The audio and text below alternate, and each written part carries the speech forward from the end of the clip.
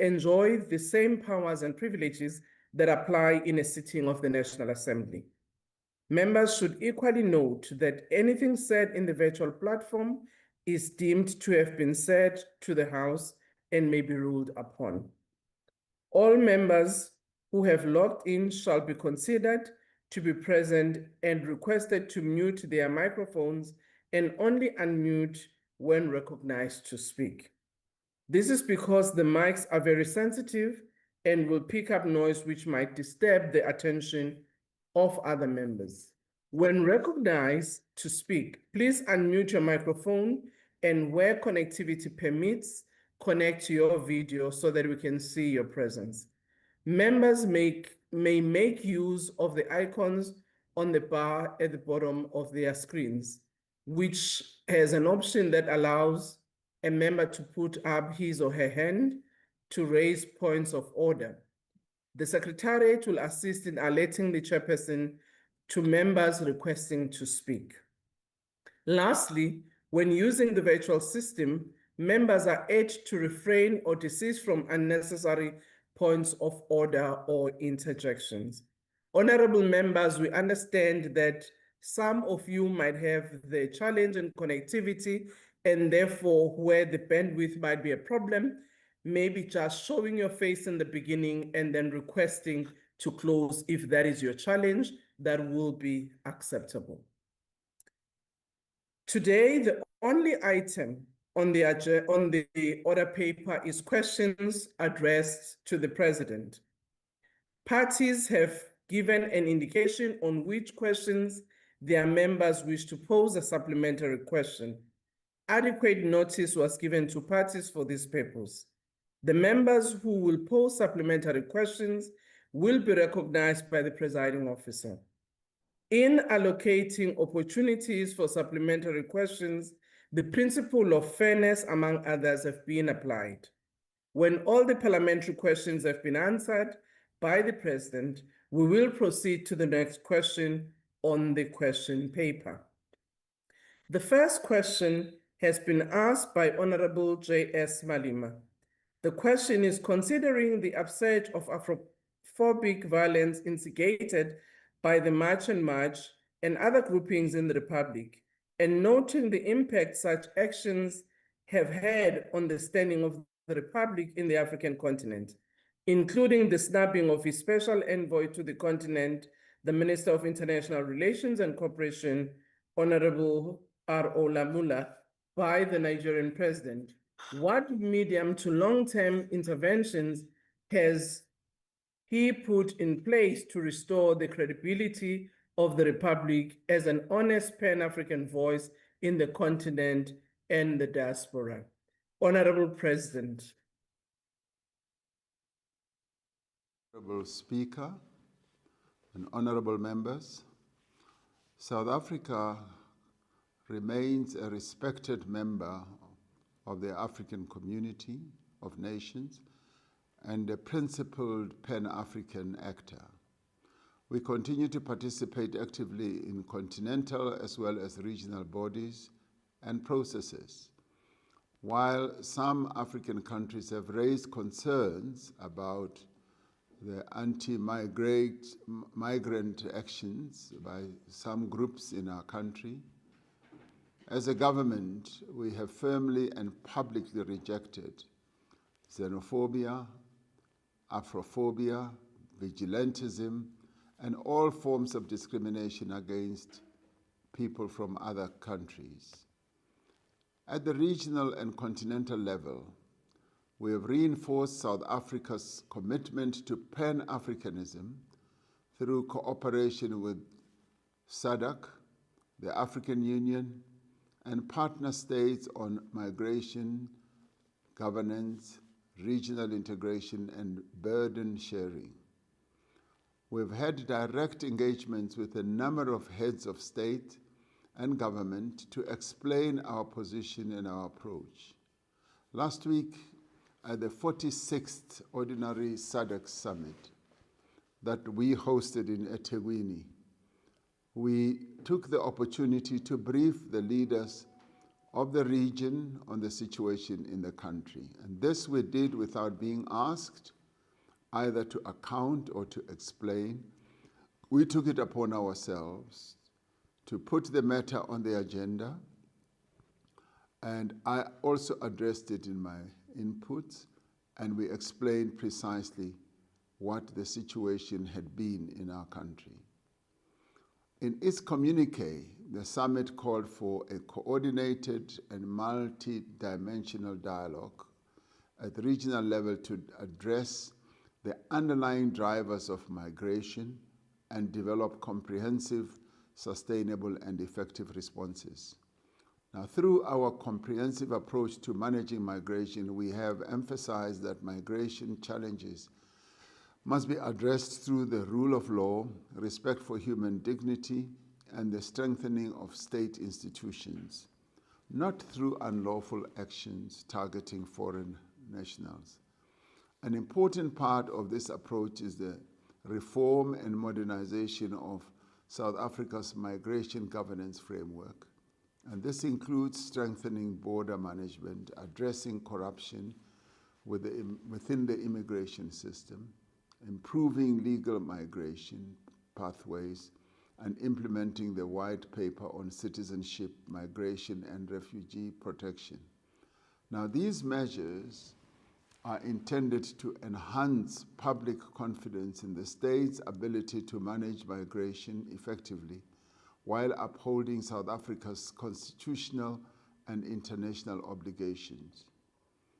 Our country continues to advocate for collective African solutions to the drivers of migration, while engaging diplomatically to address concerns about developments in the country.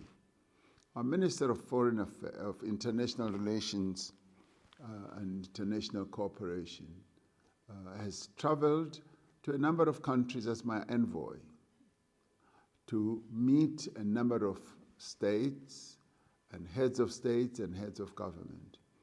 And at times it has been quite challenging to synchronize the diaries of all the heads of states. He was well received in Ghana. He was well received in other countries. We've had discussions even at my level with various heads of states who have articulated their deep understanding for what has been happening here.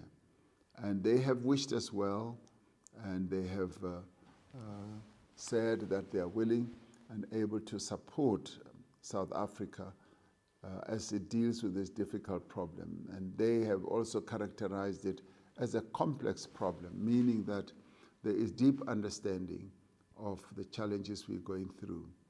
While other people might have thought that we are being snubbed and we are being isolated, actually the contrary has been the case. As we have sat down to explain precisely the challenges that we are going through, we have found, to our pleasant appreciation, that there is understanding and there is support, and a number of countries are saying they are willing to work with us to have this problem resolved. Thank you, Madam Speaker.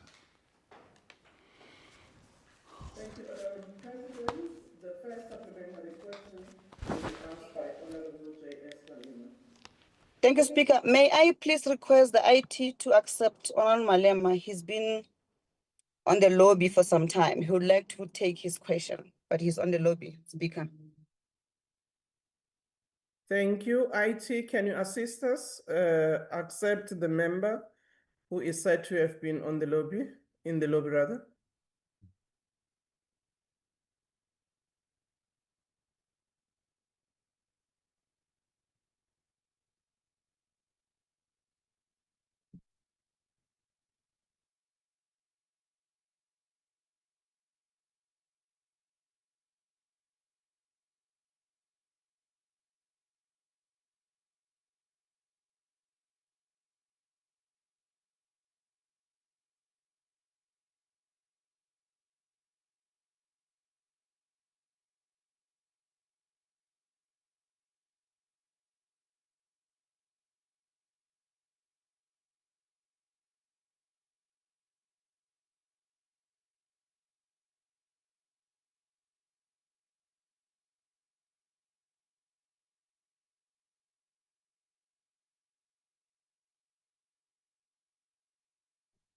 Thank you, Speaker. I think they allowed him in and removed him again, but he said they are allowing him back in once again. He's ready to take up his follow-up, Speaker. My apologies. Okay, is Honorable Malema in the meeting now?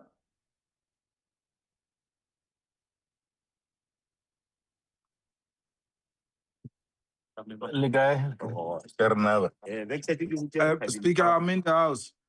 Okay, thank you, Honorable Malema. You I was can struggling, I put- was in and off, on and off.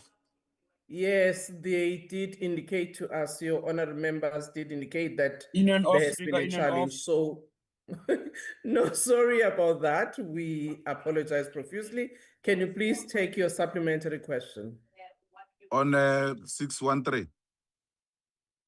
The first question, which is the question you asked, Oh, okay. question 13 on migration.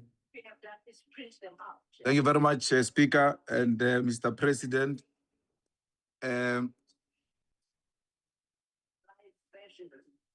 level of violence perpetrated against African foreign nationals in this country over the past few months has a face.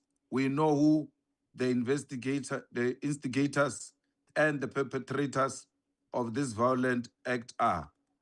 In certain instances, we have seen perpetrators unleashing their violence against African immigrants in the presence of the police, and yet no one of these perpetrators and instigators is arrested. This gives an impression that this violence is in fact a state-sanctioned violence against African nationals. This hardens the attitudes of our sisters nations in the continent, because to them and to many of us, these are not isolated actions of vigilante groups, but rather actions aided by the state. Why have the perpetrators of this violence not been arrested and prosecuted? What is even worse, the two of them came to meet with you. You should have locked them up that day when they came to meet you. Thank you. Thank you, Honorable Malema. Honorable President. Thank you, Honorable Speaker. Thank you for that question, Honorable Malema. The issue of the instigators of this violent actions that have been taken against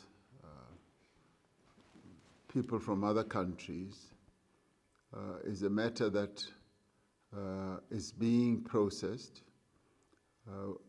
The police have informed us, and all security apparatus have informed us that they are following all that up. They are getting all the reports and evidence. A number of other people have been arrested, and of course, those others who were seen to be leading these processes are also people who are of interest, of direct interest to the police, and that is a process that is going to be followed up. We are obviously concerned about the actions that have been taken against many Africans in our country, and we have made it clear that those who violate the law, those who transgress the various precepts of our laws, need to be dealt with. And in a number of cases where, for instance, incidents of violence have even resulted into injury, into death, we are going to be following all that up and ensuring indeed that those who have perpetrated those acts are followed up, and there will be arrests, and there will be charges that will be preferred against those who have done so. So that is a process which the police, the prosecuting authority, is going to be following up without any doubt. Thank you, Honorable Speaker. Thank you, Honorable President. The second supplementary question will be asked by Honorable Smith. Thank you, Honourable Speaker. Mr. President, March and March's campaign may have cast a spotlight on the issue of illegal migration, but the Presidency and DIRCO have failed to address the root cause of the decades-long influx of cross-border travel to our country, the dictatorial and oppressive regimes that plague many of our neighbouring states and deprive their citizens of freedom and opportunity. We cannot keep using respect for state sovereignty as a convenient excuse not to address brutal dictatorships next door. This matter remains diplomatically sensitive, but it can no longer be ignored or brushed aside.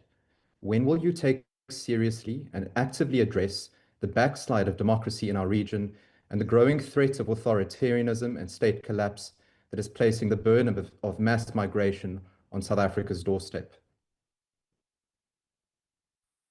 Thank you, Honorable President. We have, in our analysis of the reasons why people throng to our country, addressed the issue of South Africa being seen to be an economic oasis, and the fact that being this economic oasis that people see and perceive that they can get a better life from South Africa as the one that has attracted a number of people to our country. Now, what makes people leave their own countries is given rise to by a variety of reasons. People either leave because they feel that their lives are in danger. They are refugees seeking security elsewhere. They either leave because their economic situations are dire and want to come to better locations where they can advance their economic challenges. And they leave for many other reasons. What we have to be mindful of is that we need to advance the interests of South Africans. And that is why we've taken the steps that we have taken to make sure that those who are in our country are properly documented. They have the necessary papers that puts them here, and that employers who employ people who are not documented need to be dealt with in terms of our laws. The processes that ensue in various other countries in terms of their governance is a matter that the citizens of those countries are firmly the owners of and the drivers of. And we respect the sovereignty of other countries, and as we respect their sovereignty, we want them to respect our own sovereignty. So we will deal with other countries with respect. We will deal with other countries with recognition of what they are and what they stand for. And we will act in tandem with regional bodies that take views and positions on various activities that take place in various countries. Where there are challenges in other countries, it is the regional bodies that will take a firm view of what needs to be done. As we have done in even the recent past, where there have been challenges in a number of our neighbors. Lesotho is one case in point, Mozambique is another case in point, and DRC is another case in point, and even Zimbabwe has been a case in point. So, and now Madagascar. So we act in accordance with the decisions of our region. We are not lone rangers. We know that we belong to a community of nations, And even as we address the issue of migration, we have made it a point that we need to address it collectively. And we are very pleased that that approach has been well accepted and well embraced. And we will, and we have taken a view that that is what we need to do going forward. So we are a product of our region. We are a member of our region, and we must act in unison with our region. Thank you, Honorable Speaker. Thank you, Honorable President. The third supplementary question will be asked by Honorable Ismail Musa.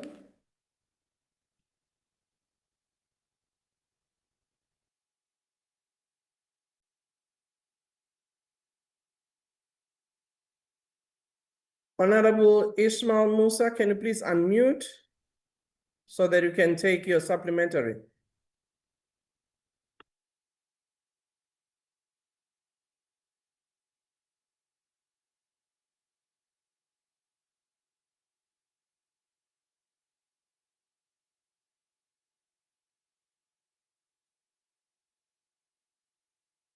Can we move to Honorable Siti Nondenja? Thank you, Honorable Speaker. For decades, many African governments, including South Africa, have tolerated entrenched corruption, lack of service delivery, and failed to build inclusive economies, particularly in the SADC region. Failing economies created fragile states where opportunities became scarce and institutions turned weak, leaving citizens poor and helpless. This has resulted in waves of inter-African migration, driven not by choice but necessity, with South Africa unfortunately hosting approximately 3 million undocumented immigrants, drawn by the country's stronger economy and infrastructure, while grappling with the pressing economic and social concerns with deepening unemployment crisis. March and March movement is a consequence of a symptom of a bigger African migration problem. Mr. President, what initiatives have you taken to engage other African state leaders, particularly SADC, to find effective and comprehensive measures to cap this crisis without blaming South Africa as a scapegoat? Thank you, Honorable Nondenja. Honorable President. Thank you, Honorable Speaker. As I said earlier, I did say that we, as South Africa, raised this matter, as they say, meremuto, on our own, without being prompted by any of the leaders at the summit. We raised it and put it on the agenda. It was not on the agenda, so we put it on the agenda and then took the time to explain what had happened. And we put on the table the actions that we are taking.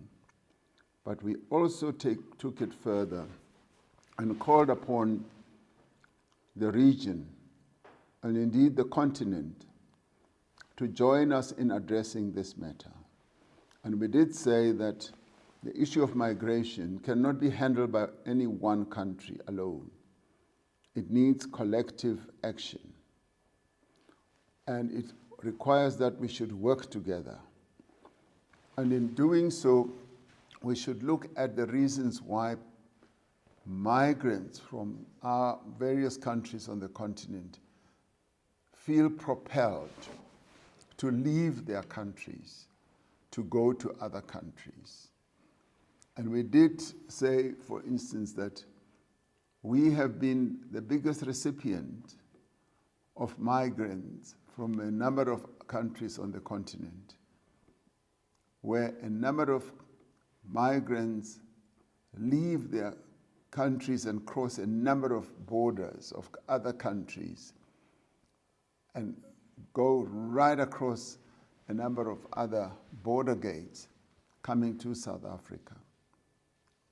And there was sensitivity in terms of understanding that.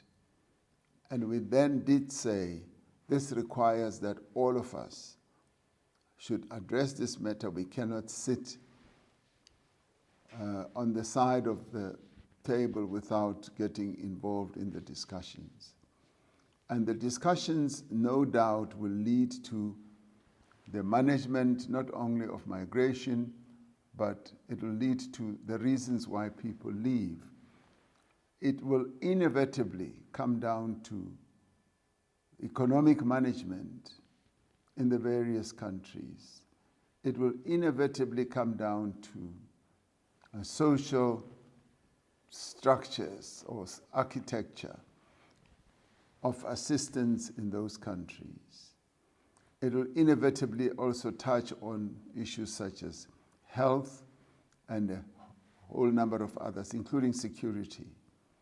So our approach, therefore, is that no one country can handle migration on its own. It needs to be a process and a challenge that should be addressed by all of us, acting together without pointing a finger at any one of us. And that's precisely what a number of leaders of countries have said. We shouldn't do so. And others have actually come out to be fully on the side of South Africa, and they have even opined that South Africa is under attack. In the past, people have always lived side by side, but now this issue has been seen as a fault line, and those who want to use other people to achieve their own ends are utilizing this to tarnish the name of South Africa, but also to weaken South Africa. And they have actually actively said, we will work with you as a country, as we have always enjoyed your support whenever we have faced other challenges. So you can be rest assured that we are dealing with this matter actively, and we are dealing with it in a way where we avoid the pointing of fingers at one country and say, this is a common problem amongst all of us and we need to handle it together. Thank you, Honorable. Honorable President, we now have well, let me check first whether Honorable Musa is back on the platform. If not, we go to the last supplementary question.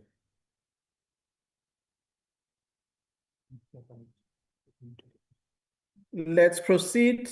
Honorable J.S. Malima, if you can take your last supplementary. Thank you very much, Speaker and President. Mr. President, there is no doubt that this has caused so much damage to South Africa's relations with our sister African nation who view this as a state-aided violence. What concrete steps is your government taking to ensure prosecution to protect foreign nationals living in South Africa and to reassure the continent that this government does not condone xenophobia, and to an extent that you can commit to a timeline on how, by when, and how are you going to act on those perpetrators? Thank you, Honorable. Thank you, Honorable Speaker. The commitment I can make is that those who are perpetrating and have perpetrated acts of violence against foreign nationals are going to be dealt with. The police and the prosecuting authorities have been given the responsibility to make sure that anyone who commits criminal activity in our country are followed up and they are brought to book. That, in terms of our adherence to rule of law, is exactly what we expect to happen and will happen. A timeline I would ordinarily like to give, but it really depends on the speed and the determination with which they shall work that will determine precisely the timeline. This is a very sensitive matter, and our neighbors and our fellow African heads of state and government, and indeed their citizens, are looking at South Africa, how we manage this process. And it is on the basis of that they will be able to see our seriousness in terms of dealing with the issue of migration. And we have said that the rule of law must apply, and those who have done wrong or continue to do wrong must be dealt with. And that is what we have said to them, and a number of them have said, we understand, complex as this issue might be. So we are processing that in that manner. And it's been interesting, as we have also found, that there have been activities that we have observed by a number of forces outside our country that have been bringing to bear their influence in this whole process. Those foreign or sister countries on the continent have realized that, and they have said, we know and we can see that quite a bit of this, certainly not all of it, but quite a bit of this is being propelled and instigated from outside of South Africa. And we have said that's precisely what we are following up as well. We are following those threads and those threats as well. So it's a complex problem. It's a multifaceted problem, but we are at work and working it through and deciphering precisely the various roles that have been played by our own people, as well as those we perceive to be outsiders who want to disturb the stability in South Africa by getting South Africans to seem to be at war with Africans from other nations. Thank you, Honorable Speaker. Thank you, Honorable President. We now move to question 14, which has been asked by Honorable M. Dooley. The question is, given that the role of interim chair of the Southern African Development Community, SADC, places a particular responsibility on the Republic to contribute to the preservation of constitutionalism, democratic governance, peace and stability in the region, and noting that the political developments in the Republic of Madagascar have raised important questions regarding the restoration of constitutional order, protection of democratic institutions, and establishment of a credible and inclusive political process, what concrete measures has the Republic implemented in its capacity as the interim chair of SADC to ensure that the Republic of Madagascar returns to the constitutional and democratic order, and what is the time frame within which SADC expects the transition to be completed? Honorable President, you will forgive us that the question was given at the time when South Africa was an interim chair before the full chairship that happened last week. Honorable President. Speaker, thank you. South Africa continues to play an active role through SADC to support Madagascar's return to constitutional governance through sustained diplomatic engagement, mediation, and oversight of the transition process. This support includes the deployment of the SADC panel of elders, which is led by Her Excellency, former President of Malawi, Dr. Joyce Banda, which undertook 3 missions to Madagascar at the instance of SADC. The community also expanded the mandate of the SADC panel of elders to facilitate dialogue, consensus building, and reconciliation amongst key stakeholders.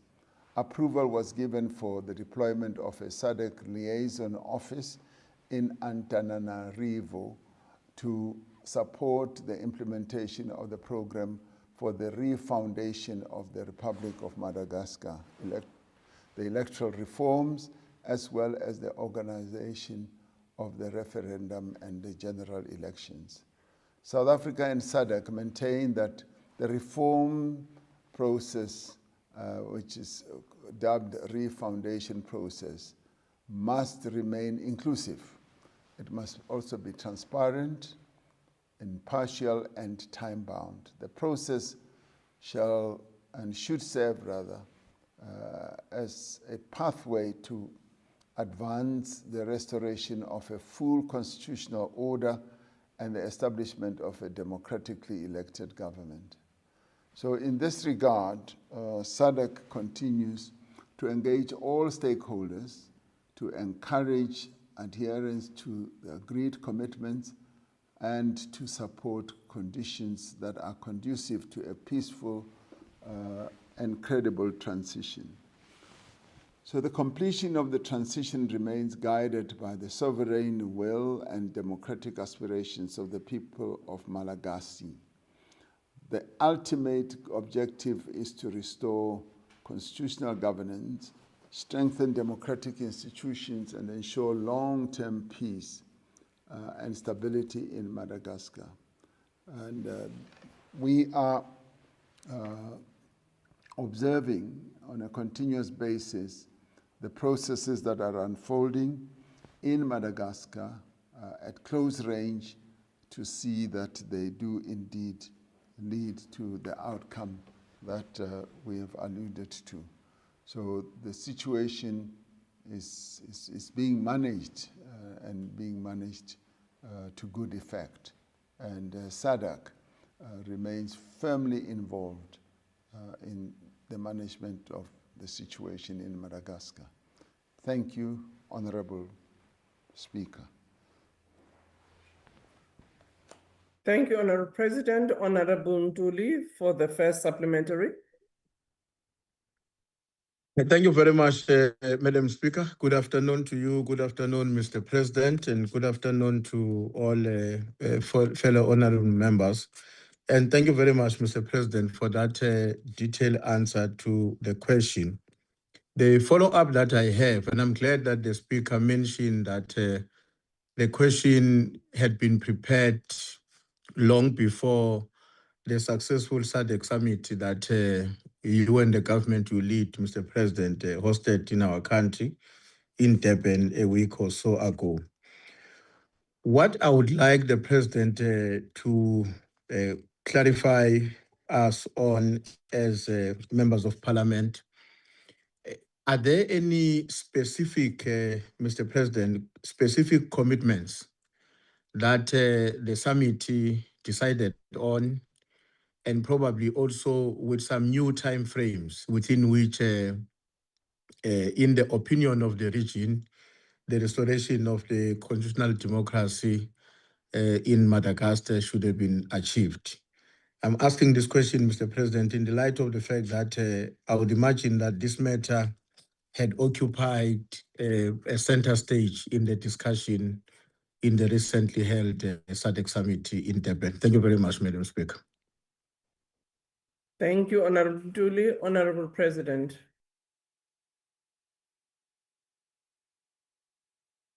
Thank you very much, Honorable Speaker.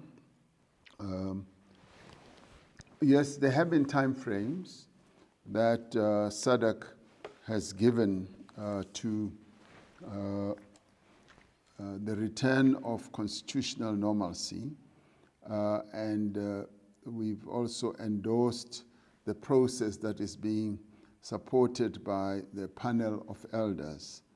And we've given a time frame that sets out 12 months and certainly not more than 24 months.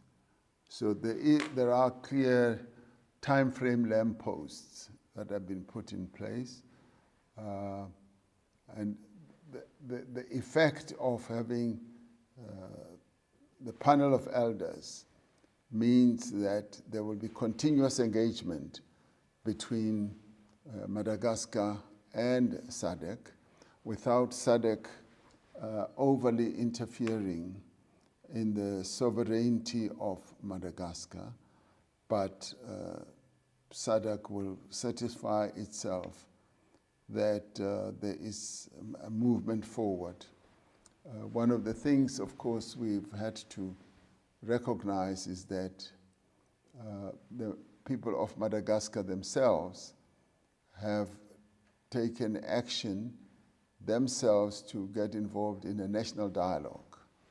So the national dialogue process that they have embarked upon, which is Malagasy-led, which includes all various formations of Madagascar, is a very, very positive sign as far as we are concerned, that gives us confidence that there will be an outcome that should be within the time frame that has been put forward. So the transition timetable that was announced by Madagascan authorities themselves is what has given us confidence. And we do hope that that will be adhered to. So thank you very much.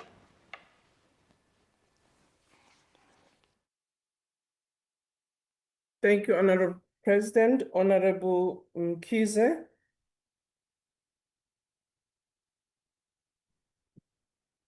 Thank you, Madam Speaker.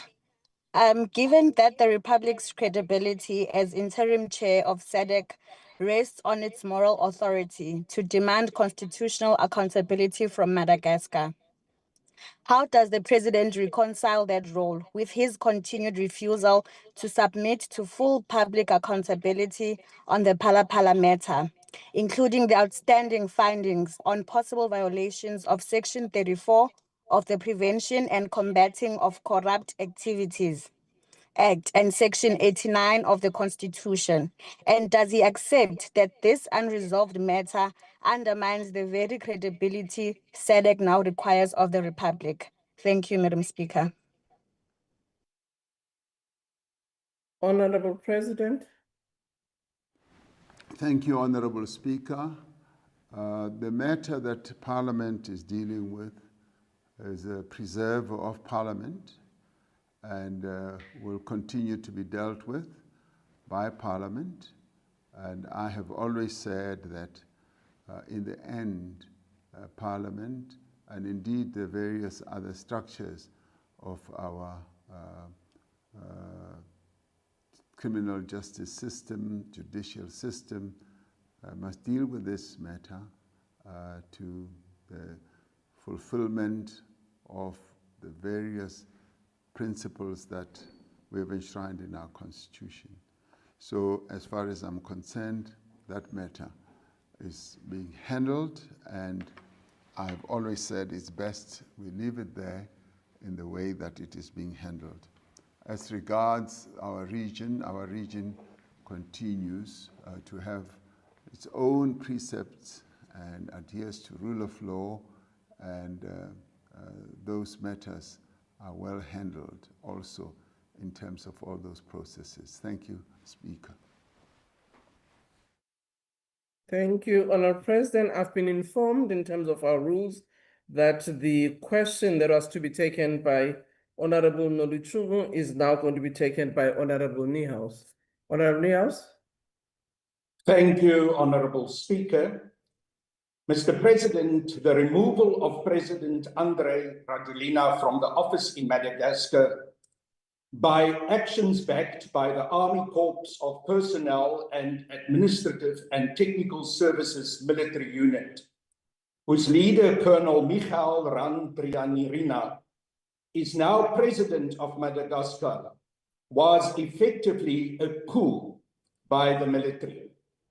The African Union recognized this for what it was: a forceful takeover of power by the military. Despite this position by the African Union, why have you and the SADC decided to embrace a coup leader in the person of Michael Randrianirina?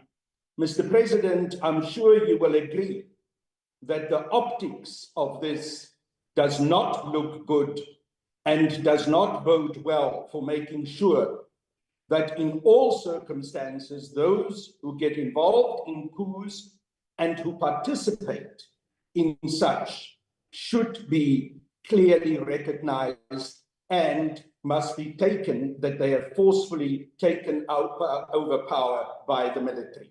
Thank you. Thank you, Honorable Nihal. Thank you, Honorable Speaker. What happened in Madagascar is best understood, yes, as a change of government that happened, but it was a matter that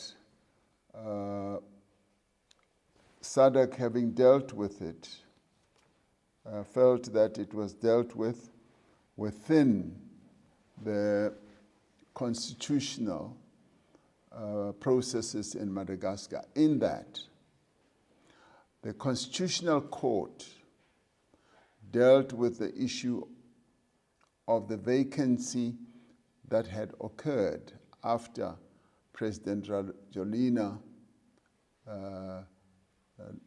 following the unrest, sought to dissolve Parliament and thereafter fled the country.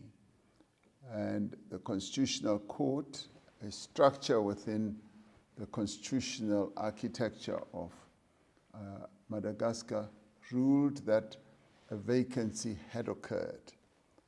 And what followed thereafter was the filling of that vacancy by the current president.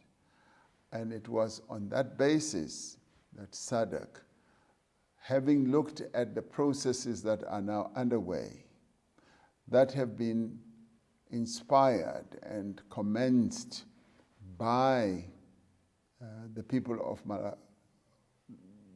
Madagascar themselves, felt that SADC must support that process and stay close to the process, as from what we can read and see, and through our involvement with the panel of elders, will lead to the refoundation of Madagascar and the final confirmation of their constitutional adherence. So it was in that context that SADC, having addressed the matter and having dealt with the matter, reached the conclusion that it did. Thank you, Honorable Chairperson, Speaker.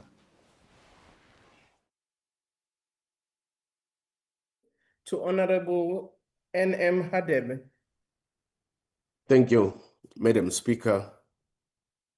Honorable President, once a democratic and constitutional transition has been completed in Madagascar, what mechanisms will SADC put in place to ensure accountability for actions that undermine constitutional order, while at the same time ensuring that the transition promotes reconciliation, democratic stability, and respect for the rule of law? Thank you.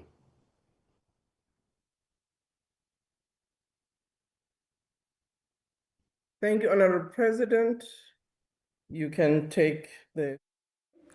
Honorable Speaker, the processes that are underway are being led and managed by the people of Madagascar themselves. We have been clear as SADC that the national dialogue process, the reconciliation process, must be homegrown, must be led by the people of Madagascar themselves. SADC will play two roles. It will play the role of having an information gathering process on the ground and a panel of elders who will be on hand whenever help is needed. As to the outcomes of what the people of Madagascar themselves will determine in national dialogue, it is up to them as the people of Madagascar. For SADC, all we ever want to see is that there should be peace and reconciliation in Madagascar. The people's voice must determine the future of the country in a very transparent and democratic way. And we would like to see all sectors of society working together to achieve that end. Interference by SADC is something that we are not going to do. All this must be engineered by the people of Madagascar themselves. Thank you, Honorable Speaker. Thank you, Honorable President. The last supplementary question will be asked by Honorable Ntuli. Honorable Ntuli. Thank you very much, Madam Speaker. Mr. President, I seem to recall that there was a specific deadline of the 28th of February 2026 for Madagascar to submit a report on the readiness for the dialogue, as well as a draft national roadmap, which would have determine the steps that are going to be followed when the dialogue unfolds. I would like to check, Mr. President, whether in terms of your latest record and information, that deadline was indeed met by Madagascar. And if not, were there any specific explanation or information provided to the SADC leadership? Thanks, Madam Speaker. Thank you, Honorable Ntuli. Honorable President. Honorable Speaker, yes, Madagascar has submitted a plan to SADC. It's a draft national roadmap.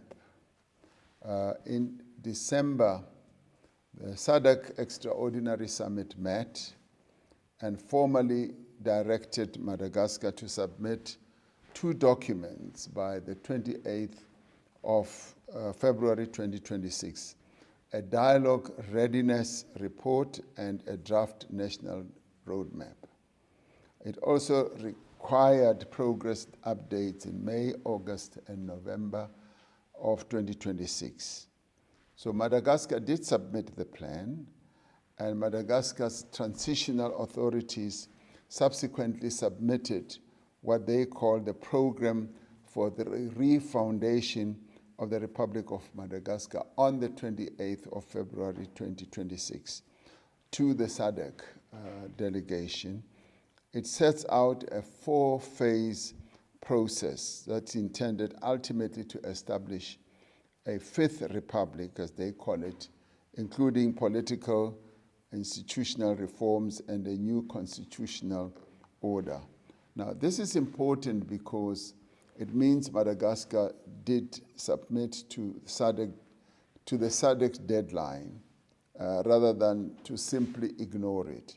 And this is what has given us confidence that Madagascar, with the current government in place, is serious about moving forward to ensure that there is adherence to reconciliation. And the fact that there have been 3 missions by the panel of elders in January and February, as well as in May, means that they are accepting SADC's involvement and guidance. So we do have confidence that Madagascar will continue on the path and the roadmap that they have indeed demonstrated seriousness about taking matters forward. So we believe that we are on a good course. Thank you, Honorable Speaker. Thank you, Honorable President. We now move to the third question, which is question 15, which has been asked by Honorable Michalakis. The question is, following previous intervention, what has the President found to be the reasons that the National Water Crisis Action Plan will not be successful in restoring reliable water to deprived communities and eradicating sewage pollution? Honorable President. The crisis, we are drawing on the experience of our successful response to the electricity crisis. The implementation of the Energy Action Plan brought to an end more than a decade of persistent load shedding. And sometimes people often think that the load shedding was only over the past 18 months or 2 years. We did have persistent load shedding on an intermittent basis for almost a decade. We have taken the same approach of focused, coordinated actions into developing the National Water Action Plan. The plan, which is being overseen and coordinated by the National Water Crisis Committee, which I set up, was developed following extensive consultation with municipalities, water boards, and relevant departments. The National Water Action Plan is based on a thorough analysis of the root causes of the water crisis at municipal level and what needs to be done to address the challenges. It identifies actions that will significantly improve water service delivery in the short term, as well as actions such as legislative and other reforms that will take longer. Both the Energy Action Plan and the National Water Action Plan are part of the Operation Vulindlela process. The reform program as well, that is being coordinated and driven by the Presidency. Now, the challenges in the water sector are caused by deep structural problems at the municipal level. Now, these structural problems include the fact that the revenue from the sale of water is not ring-fenced and it's not reinvested into water provision. In most municipalities, there is no proper separation of the functions of water services. Sorry, I dropped my microphone.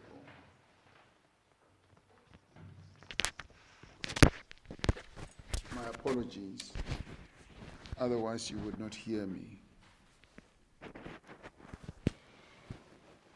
So the functions of water services and authorities are not well set out. The measures being undertaken to improve water services in the short term include projects to increase access to water in unserved communities and completion of long-delayed water services projects. We are increasing support to struggling municipalities and strengthening interventions in poorly performing municipalities in terms of existing legislation. We are having to deal with when and how should national government make interventions, as most of our water processes are devolved to our municipalities. And when those municipalities fail, we find that the legislative process just gives them the right, and we are now working on the interventions that need to be taken by national government to make sure that the water challenges addressed. We are also combating corruption and criminality in the water sector, including theft and metal parts that are put for sale as scrap metal, and also deal with the whole challenge of water tanker mafia, which we are dealing with effectively. Through the progress that we are making, we are confident that the implementation of the National Water Action Plan will result in the resolution of the water crisis, both in terms of restoring reliable water to deprived communities and eradicating sewage pollution as well.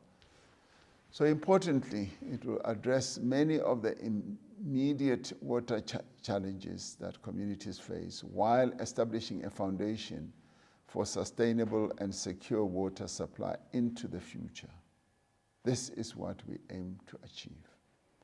Thank you, Honorable Speaker. Thank you, Honorable President. Honorable Michalakis. Thank you, Madam Speaker. Mr. President, it's appropriate that you did your mic drop just after you admitted that these municipalities, mostly ANC municipalities, are actually performing appallingly. Mr. Speaker, as we speak, the Johannesburg suburbs of Coronationville, Brixton, Westbury, Hurst Hill, Auckland Park, Melville, and Parktown West do not have water as we speak again. Masilonyana local municipality, governed by your party, the ANC, is currently in contempt of court by not providing water to residents for the last 3 months in Wynberg after the Human Rights Commission took them to court last year. eThekwini, run by the ANC, now loses 65% of its water, rivaled by Mangaung at 60%. And in my own constituency, Machabeng, also run by the ANC, residents have had to face water shedding for years now due to debt and failure to maintain infrastructure. The national water crisis has been continuing for years. It's a man-made crisis. It's an ANC-made crisis through poor municipal administration. My question to you, Mr. President, is this. Why did you allow your party, the ANC, to govern municipalities in such a way that we got to this point in the first place? Thank you, Madam Speaker. Honorable President. Honorable Speaker, the honorable member is making a long political speech on a matter that is so important and completely ignoring the measures and the interventions that government is making, particularly national government. National government that has demonstrated that even as there are problems and challenges in a number of areas that affect the people, the lives of our people, we're able to take action to address those challenges. Now, we've been very fortunate, Honorable Speaker, in that in addressing various challenges, we've built partnerships with labor, with business, with communities that have brought their expertise to bear, their capability to bear, their views to the table to help everyone address the challenges that we all face. Now, this water problem, rather than pontificate, rather than stand with a measure of piousness on pulpits, on platforms, requires the involvement of all so that we can solve the problem. We're finding great cooperation also at the local level, even amongst people who may belong to various other different political parties. They take the view that this is our problem, existential problem, let's work together. And of course, the Honorable Speaker is not one that would find it easy just to be invited to work together with all others. But nonetheless, I would still invite him that let us work together to address this challenge. And it is when we work together that we are able to address even the most intractable and difficult problems. So my invitation is issued to the honorable member that rather than stand on platforms and pontificate, let us say, what can we do to work together to resolve this problem, rather than point fingers. This is the time to help us all to address the challenges that our people are facing. I would rather have him say, Mr. President, what can we do to make the lives of our people a lot easier? I'd rather hear him say, Mr. President, how can I support you that we address this problem together? This is what I am getting from a number of role players. Of their own volition, they come forward. They don't pontificate, they don't point fingers, and they say, this is our country. Let us work together to address the problems. Day in and day out, I get those types of approaches. I have to come to Parliament and hear the honorable member throwing insults, pointing fingers. And once again, I invite him, come, let's work together.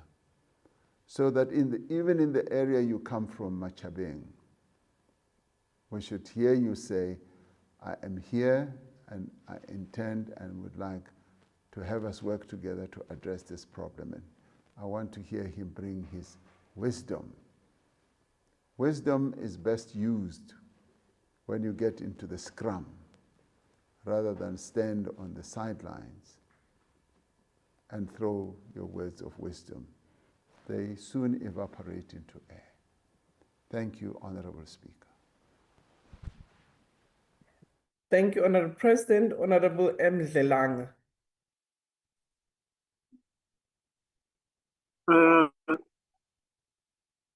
Thank you so much, Honorable Speaker.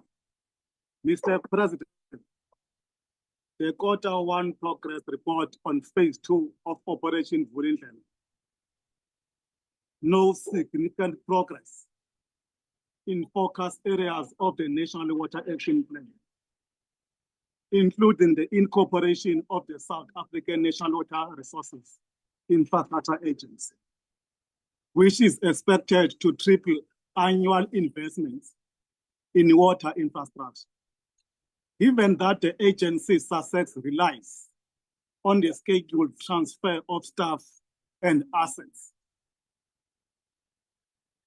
from the Department of Water and Sanitation and the Trans-Caledon Channel Authority by March 2027.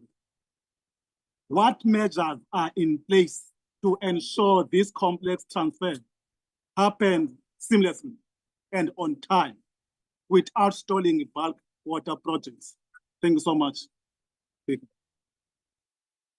Honorable President. We are pulling out all stops and taking all measures to make sure that all these challenges that the member has identified and spoken to are resolved. The measures that the Department of Water and Sanitation are taking speak precisely to what the honorable member has said. I have confidence that we should be able to have all these issues addressed, to show progress. We have shown tremendous progress with the Energy Action Plan implementation, And similarly, I have no doubt that having come up with a clear plan, which was crafted not only by the department, but by a variety of role players, we will be able to attend to the various challenges that the member has alluded to. So I have confidence, and I'd like to say to the honourable member, it shall be done. We will make sure that we implement. Thank you, Honourable Speaker. Thank you, Honourable President. And now the Leader of the Opposition.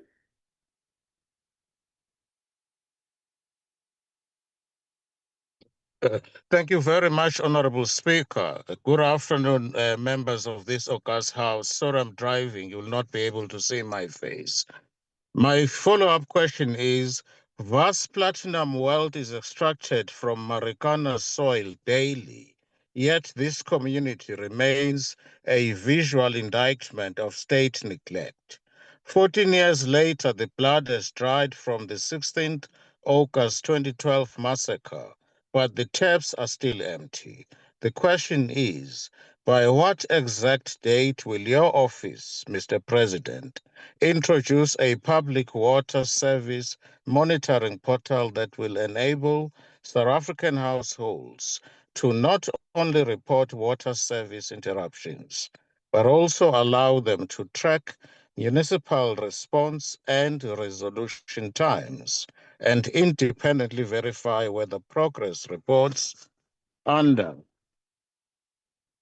the newly unveiled National Water Action Plan reflect the daily reality experienced by households on the ground. And Madam Speaker, it is my hope that, Mr. Ramaphosa, it will not take you 6 years to give us the exact date I'm talking about, as it has taken 6 years for the impeachment committee to finally Thank you, begin Honourable itself. Member. Your Well, thank you. time has expired. Honourable President. Thank you, Honourable Speaker. Yes, in reference to, say, the public water monitoring portal, the dashboard, as discussed with regard to strengthening the water sector accountability system,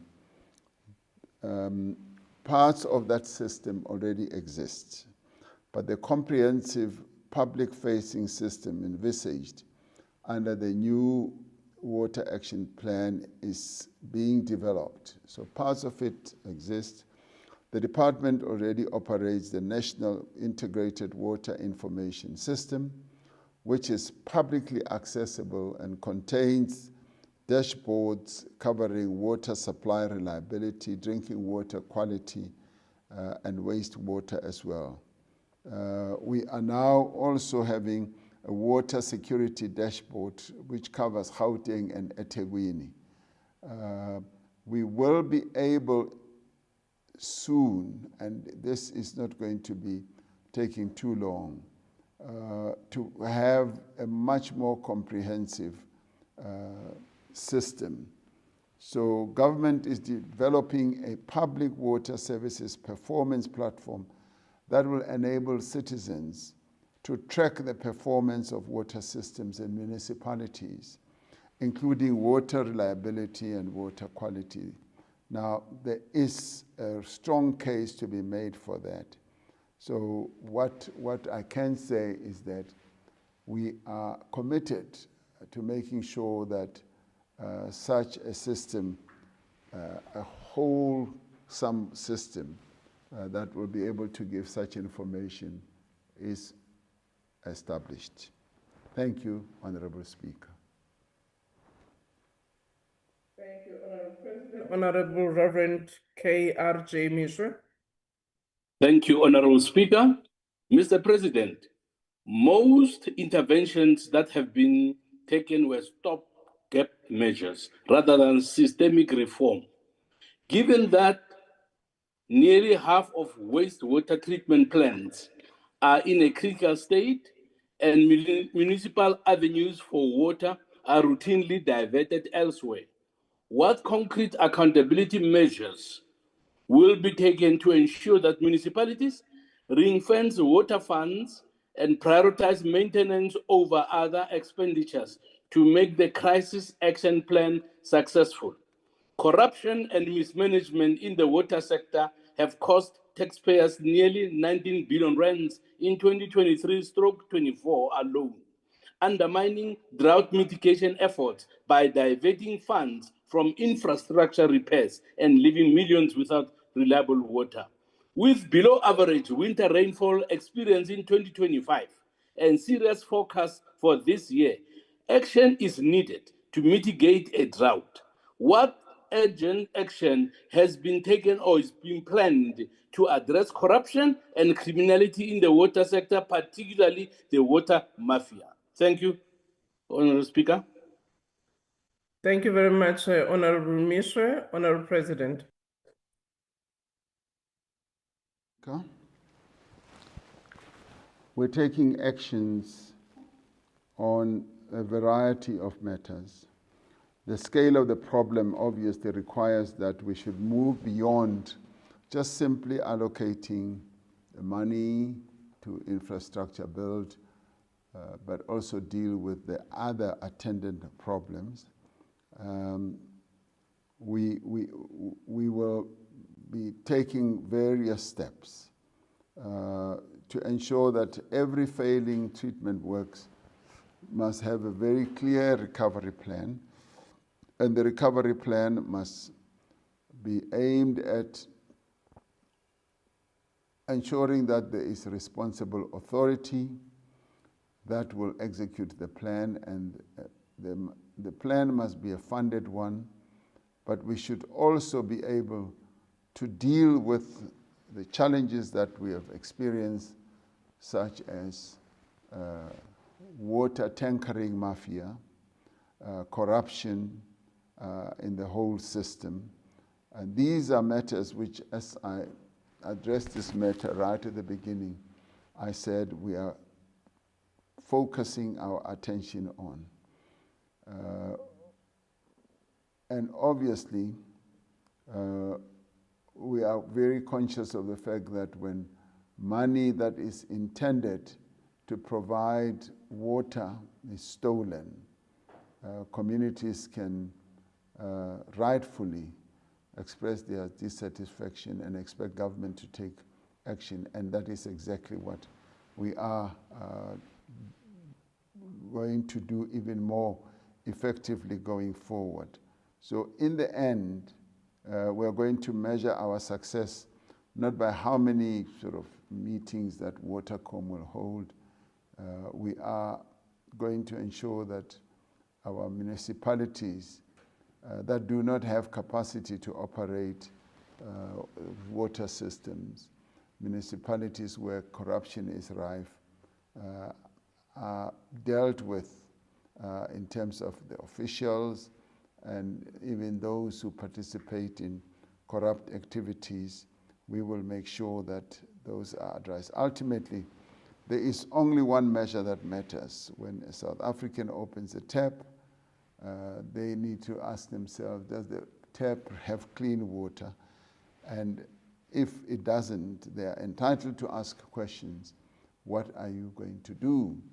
And we therefore need to deal with the part where we organize that they should have clean water, but at the same time deal with the failures that lead to this problem of them not having water, either because of corruption or because of water tankers who set up a number of structures to steal water and to ensure that our people do not get the water that they deserve.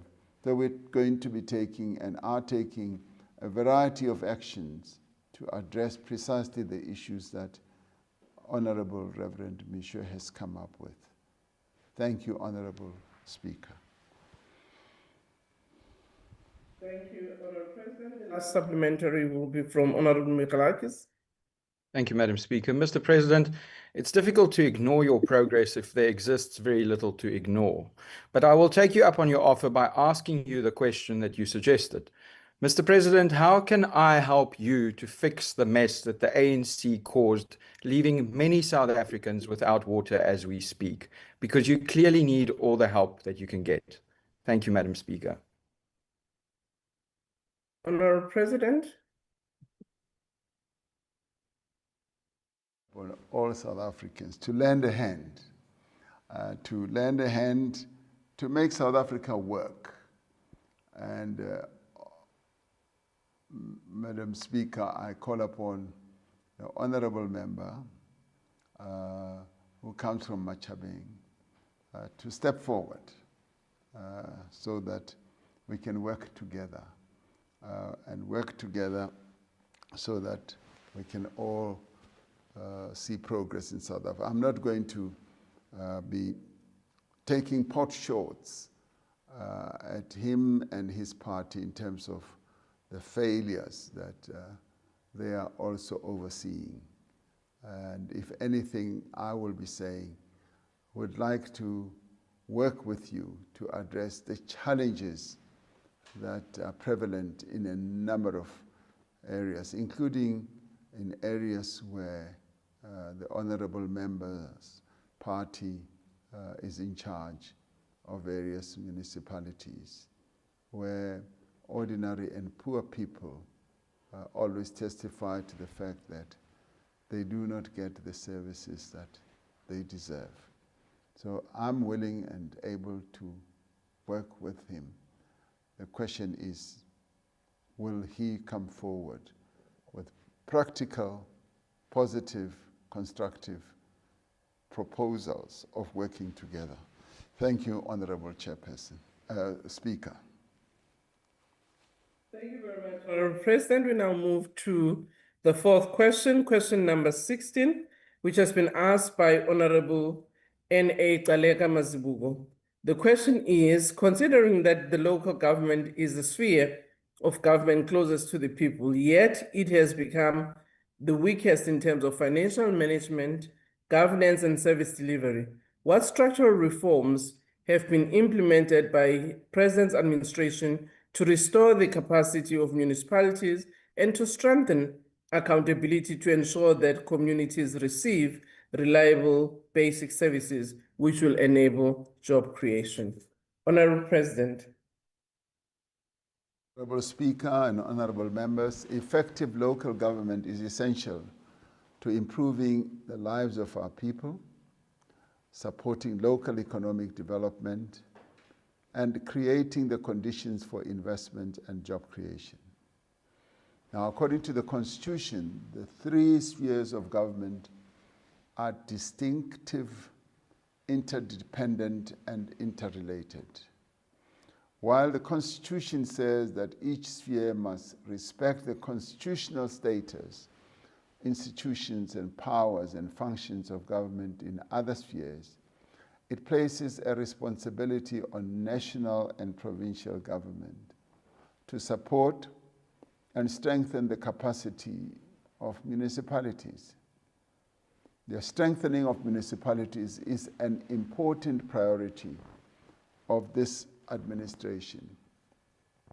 Regarding the restoration of municipal capacity, we have focused on building a more capable, professional, and developmental local government system by strengthening leadership and administration in municipalities.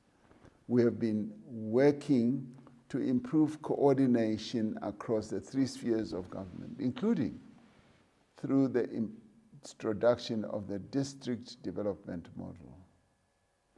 We have undertaken targeted support to municipalities experiencing the greatest governance and service delivery challenges. In respect of strengthening accountability, government has identified oversight and monitoring strength and strengthened consequence management. We have supported interventions where municipalities are unable to fulfill their constitutional obligations. And national government has also enhanced collaboration between institutions responsible for governance, financial oversight, and combating corruption. Now, looking to the future, we are close to completing a review of the white paper on local government, which envisages far-reaching reforms to this critical sphere of government. Now, these reforms are directed towards building stable, capable, and accountable municipalities that can, in the end, deliver reliable basic services. They are directed towards restoring public confidence in local government and creating an enabling environment for inclusive economic growth and sustainable job creation. I thank you, Honorable Speaker. Thank you, Honorable President. The first supplementary question will be from Ms. N.A. Kaleka Mazibuko, and I hand over now to the Deputy Speaker.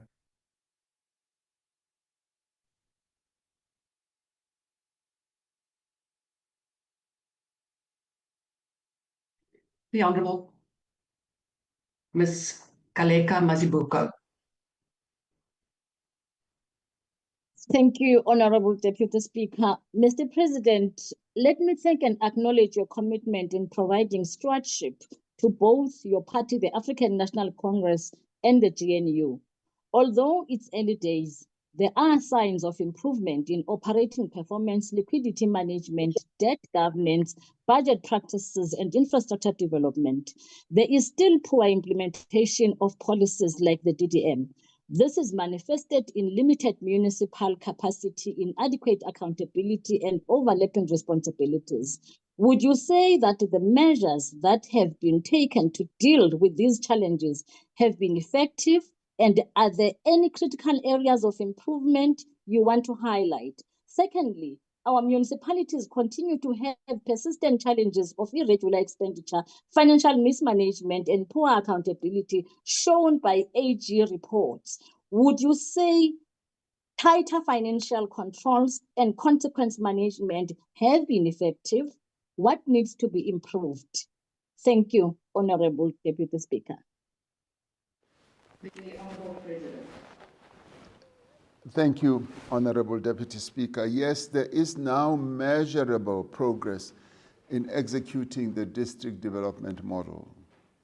But I must say that implementation remains uneven, and the model has not yet achieved its original ambition of making government genuinely to operate as one across all 52 districts and metropolitan areas in our country. The most useful new information comes from government reporting to Parliament in June 2026.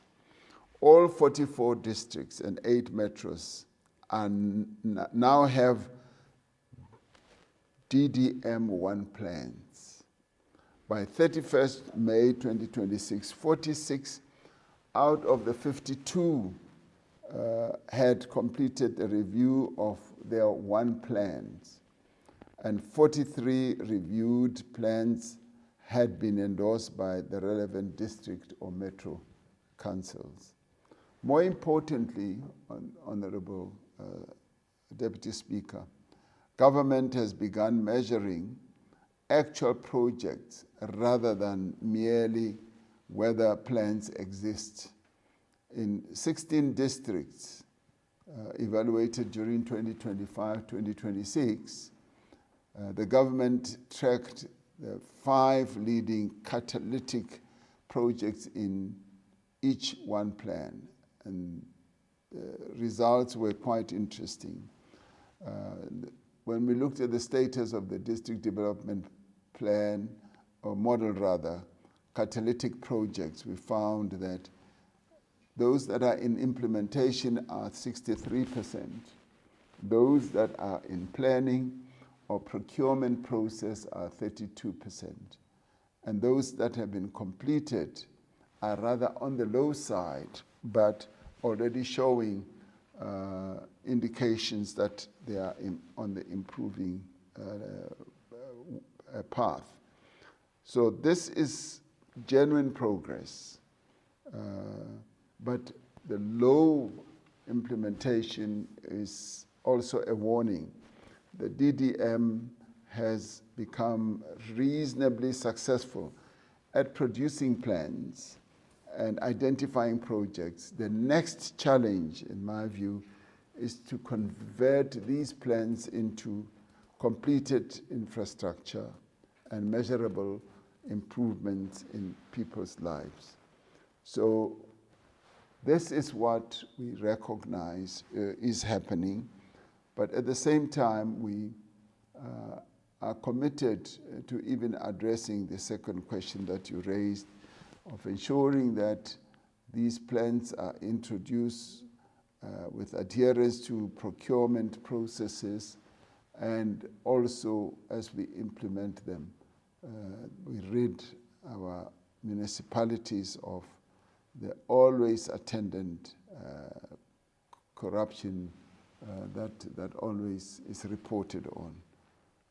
Thank you, Honorable Deputy Speaker. Thank you, Honourable President. The next question will be asked by the Honourable Van Zyl. Thank you, Deputy Speaker. It should also be very obvious, or it should be obvious, that 30 years of tinkering with structures has not solved municipal problems. In many cases, it has made them worse.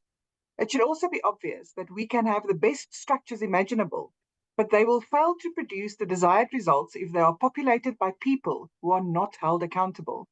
Mr. President, in your SONA in February, you announced that you would lay criminal charges against municipal managers for broken service delivery, as South Africans continue to suffer. But since February, not a single criminal charge has come from you, and it has taken the DA to lay criminal charges against 10 of the worst municipal managers.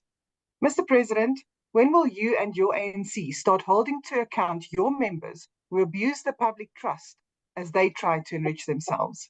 Thank you. The Honourable President. Honourable Deputy Speaker, yes, people and municipalities have faced criminal action over water and wastewater failures, but there is a significant accountability gap. Prosecutions have generally targeted municipalities as legal entities rather than the individual municipal managers, the engineering officials, or the political office bearers. The scale of enforcement is larger, I should say, than is sometimes appreciated. Department of Water and Sanitation reported in 2025 that it had criminal charges or cases for sewage pollution against 59 municipalities. Around 40% of those water services authorities were for water services authorities. More recent reporting in June 2026 put the figure at 96 criminal cases that are involving 53 municipalities.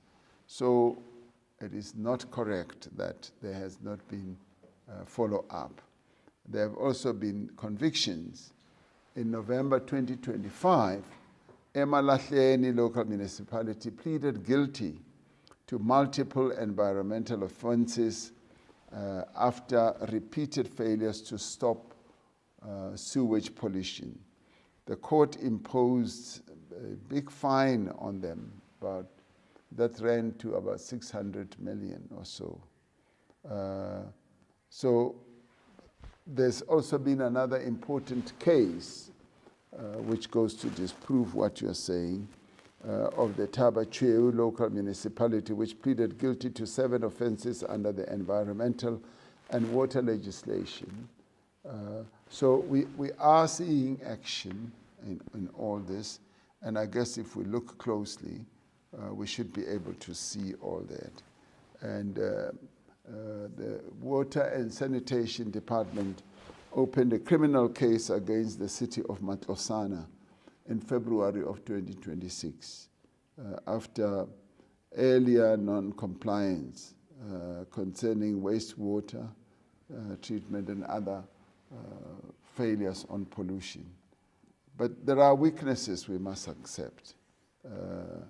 And those weaknesses are matters that we need to look at and to work on. But there is work that is being done in this regard. Thank you, Honorable Deputy Speaker. Thank you, Honourable President. The next supplementary question will be asked by the Honourable Mtolo. Honourable Deputy Speaker, all members, Mr. President, given that Rustenburg municipality remains among the weakest performing in service delivery, can the President confirm what structural reforms have specifically reached the Marikana community, whose suffering under state neglect has continued unaddressed since the notorious concomitant email of the then Lone Mill Executive Director that preceded the 2012 massacre of 34 mine workers? I thank you. The Honourable President. Deputy Speaker, I didn't get to hear the question. Maybe you can help me. Honourable Mtolo, if you could perhaps, Honourable Mtolo, if you could just ask the question, not the whole preface to the question, only the question, please. Honourable Speaker, given that Rustenburg municipality remains among the weakest performing in service delivery, can the President confirm what structural reforms have specifically reached the Marikana community, whose suffering under state neglect has continued unaddressed since the notorious email of the then Lone Mill non-executive director that preceded the 2012 massacre of 34 mine workers? Thank you. The Honourable President. Thank you, Honourable Speaker. I wouldn't know immediately exactly how the various parts of Rustenburg delivery processes have happened, but what I can say is that they are attending to the issue of water, because water infrastructure has been a major challenge, and there has been significant investment in the broader Rustenburg area when it comes to bulk water. And in January 2026, government commissioned to upgrade the Valkop water treatment works, and the community of Marikana would benefit from that. There is a substantial program to formalize and upgrade informal settlements in the Marikana cluster. And when it comes to roads, there are also projects for the Marikana CBD road. So there are a number of actions that are being taken to address some of these. In the end, I would be the first to acknowledge that our people, not only in Marikana but in the surrounding areas, have not been experiencing the level of quality service delivery that they are entitled to expect. A number of other areas around that municipality, the Rustenburg municipality. There has, however, been investment in terms of expanding the bulk water, as I said. But I don't think that government should measure success by announcing projects. It should be by actually getting the work done itself. So I do believe that a number of projects are now underway, and each of the projects will lead to the improvement of service delivery, also for those areas that the Honourable Speaker mentioned. Thank you, Honourable Deputy Speaker. Thank you, Honourable President. The fourth supplementary question will be asked by the Honourable Maimane. Thank you, Deputy Speaker. Mr. President, good afternoon. You have gone out and acknowledged the fact that the people of Hammanskraal, that the government failed to provide water for them, and as a result, 40 people died. The Supreme Court of Appeal found that municipal negligence causally connected the death of a 17-month-old child who fell into an uncovered municipal storm drainage in Uitenhage. The court found that poorly maintained municipal infrastructure, particularly to people living in low-income communities, is an unacceptable danger.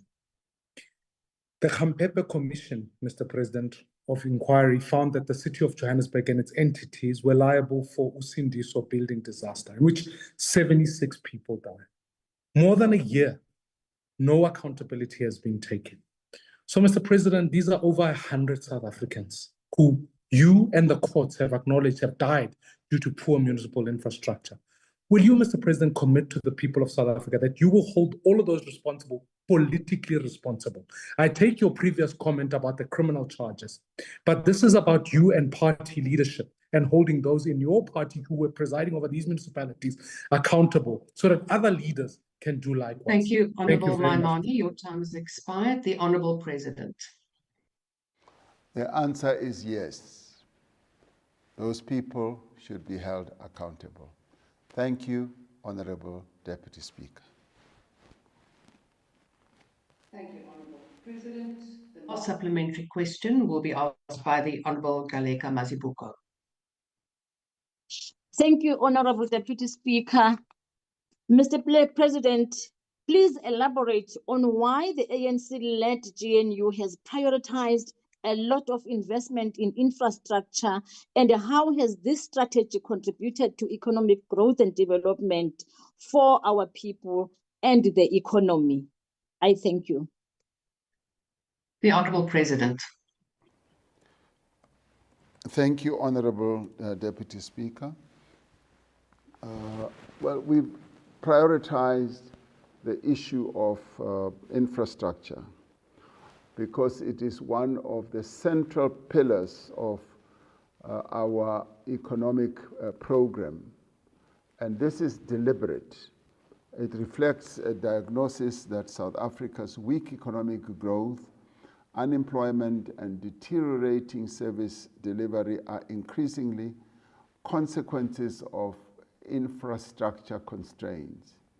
So the GNU's medium-term development plan identifies inclusive economic growth and job creation as its first strategic priority, and explicitly makes increased infrastructure investment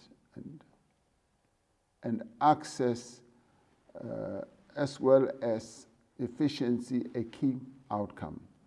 So government wants the gross fixed capital formation in our country to rise from the 15.1% where it is, and to rise to 20% by 2029, and we should be touching the holy grail that was set by the NDP of 30% in later years. South Africa cannot grow faster without fixing infrastructure. This is an impossibility. And we allowed infrastructure to decline for far too long. Infrastructure, in the end, in our view, can unlock unprecedented growth in our economy, and it can mobilize the private sector and the public sector to commit to embark on infrastructure projects. Infrastructure, in the end, Honourable Deputy Speaker, creates jobs immediately, and it enables jobs for decades. And infrastructure is also an industrial policy instrument. It enables the private sector to see that the country is going somewhere and to then invest. When a road is built, when the railroad is built, when our ports work, when our electricity is expanded from where it is, and its efficiency and its reliability rises as a result of infrastructure spend, that is when the private sector invests.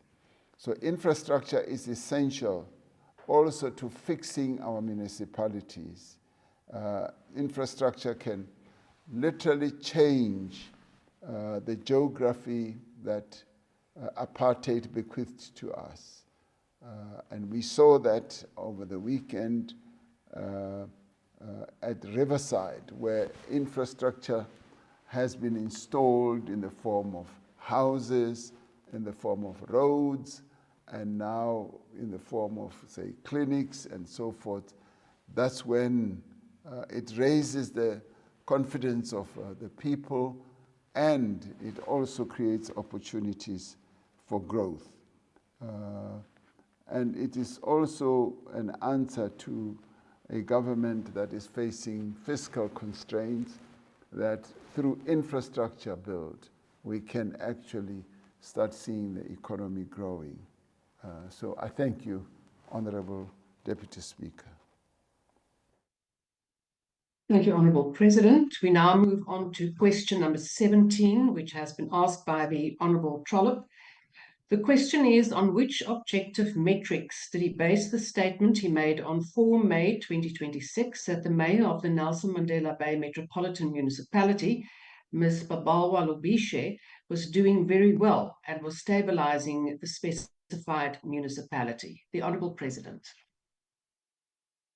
This year, in my capacity as the President of the African National Congress, I participated in an oversight visit by the ANC Working Committee to Nelson Mandela Bay Metro, following engagements with the ANC regional leadership on the state of governance and delivery in the Metro, including site visits to various projects. I was asked to reflect on the performance of the mayor, Baba Ralobishi.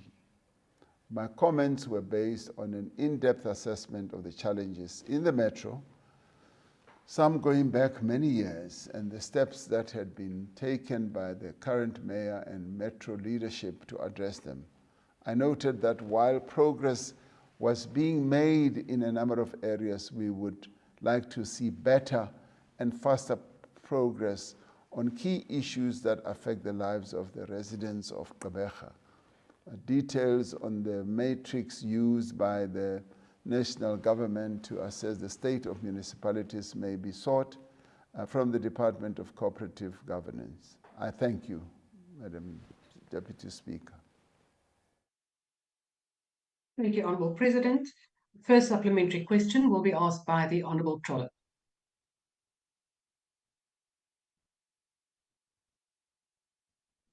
Honourable Trollip, you are muted. Please unmute your microphone.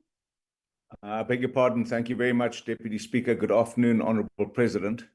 As you said, on the 4th of May, you visited Nelson Mandela Bay, and a number of media outlets, including SABC News, reported the following, with a headline that said, Ramaphosa backs Mayor Babalwa Lobishe. Apart from ongoing service delivery protests and visible decay of Nelson Mandela Bay, the Auditor General reports the following.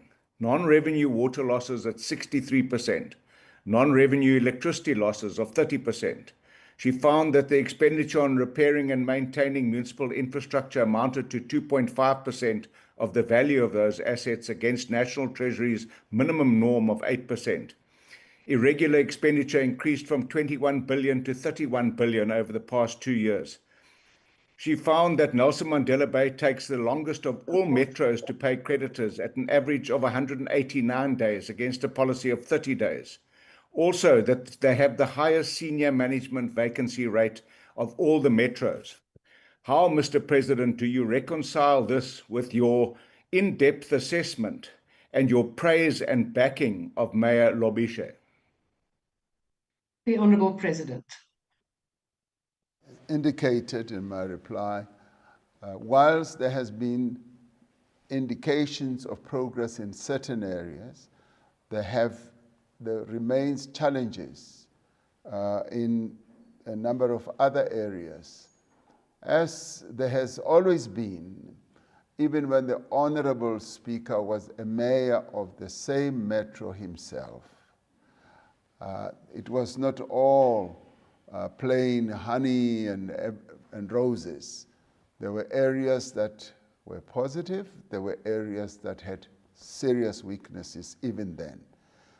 That is what obtains in many of our municipalities. And there are times when you've got to give encouragement to those who are acting in various positions, but still be able to say, you have not done as well as you should have. There are problems, and in this case, the Honourable Member is alluding to the Auditor General's report and to many other areas of corruption. So in the end, it is an indicative process of saying there's progress. And I was taken to projects, may I add, as I said, where I saw for myself projects that were being opened, which were working, housing and otherwise.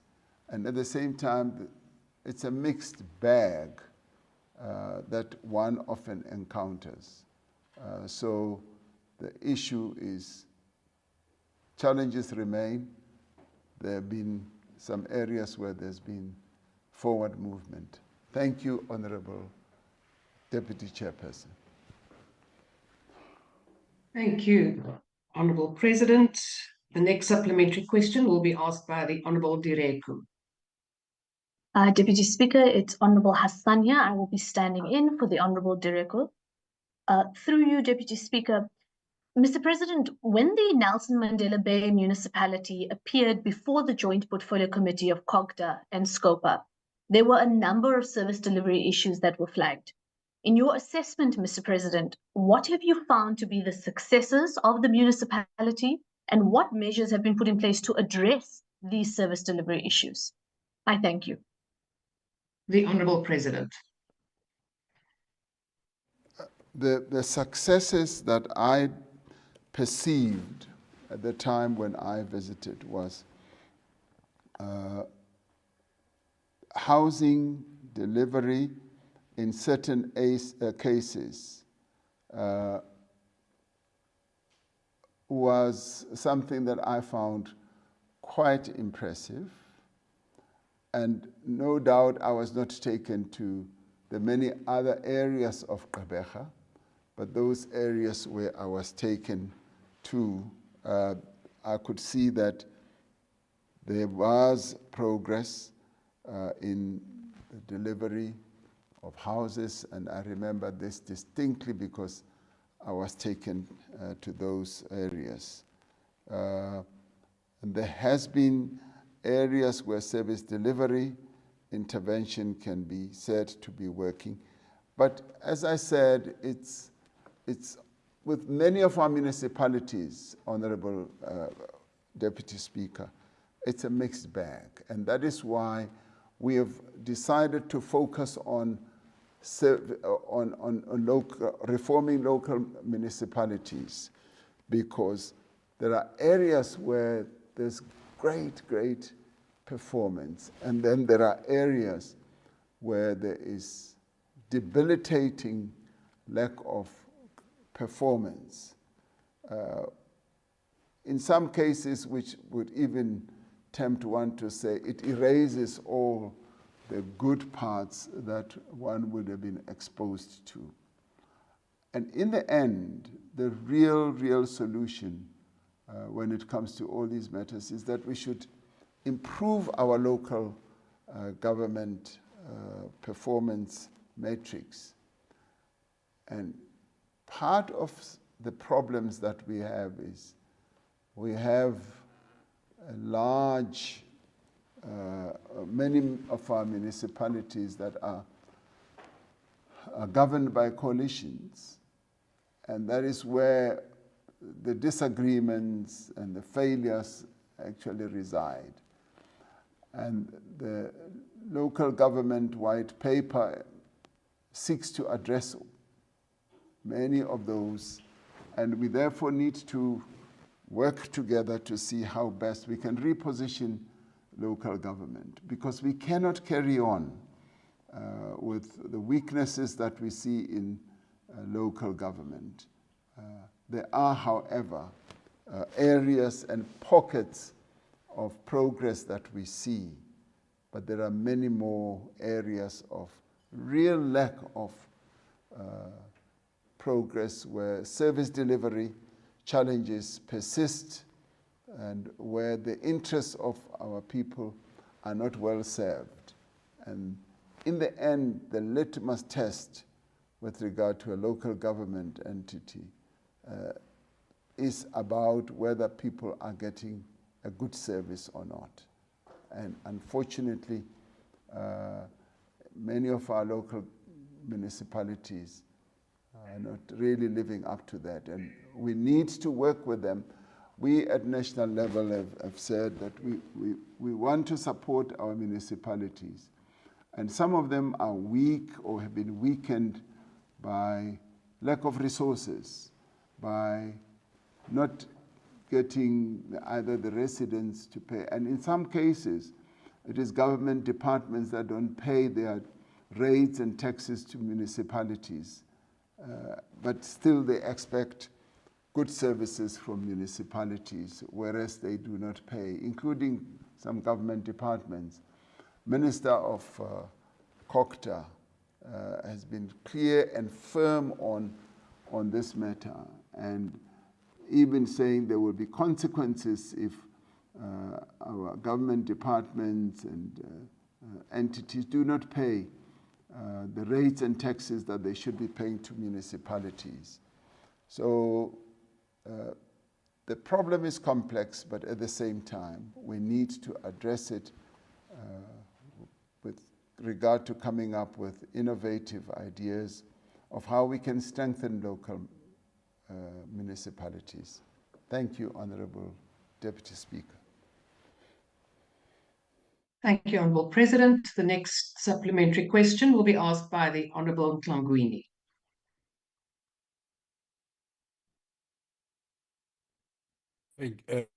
Thank you so much, and greetings, Deputy Speaker. I'll be taking this question on behalf of Honourable Mhlangwini. My name is Matthias. Mr. President, under your favorite mayor, Babalwa Lobishi, the municipality attempted to write off about 23 billion of irregular expenditure. And that attempt was vigorously rejected by the National Treasury. Under the same mayor, the National Treasury was repulsed by the level of mismanagement that they have decided to withhold funds to the municipality due to chronic underspending and corruption. Most recently, Honourable President, there is controversy in that municipality over the 25 million transformer lease. Do all of these represent model leadership in your book, Honourable President?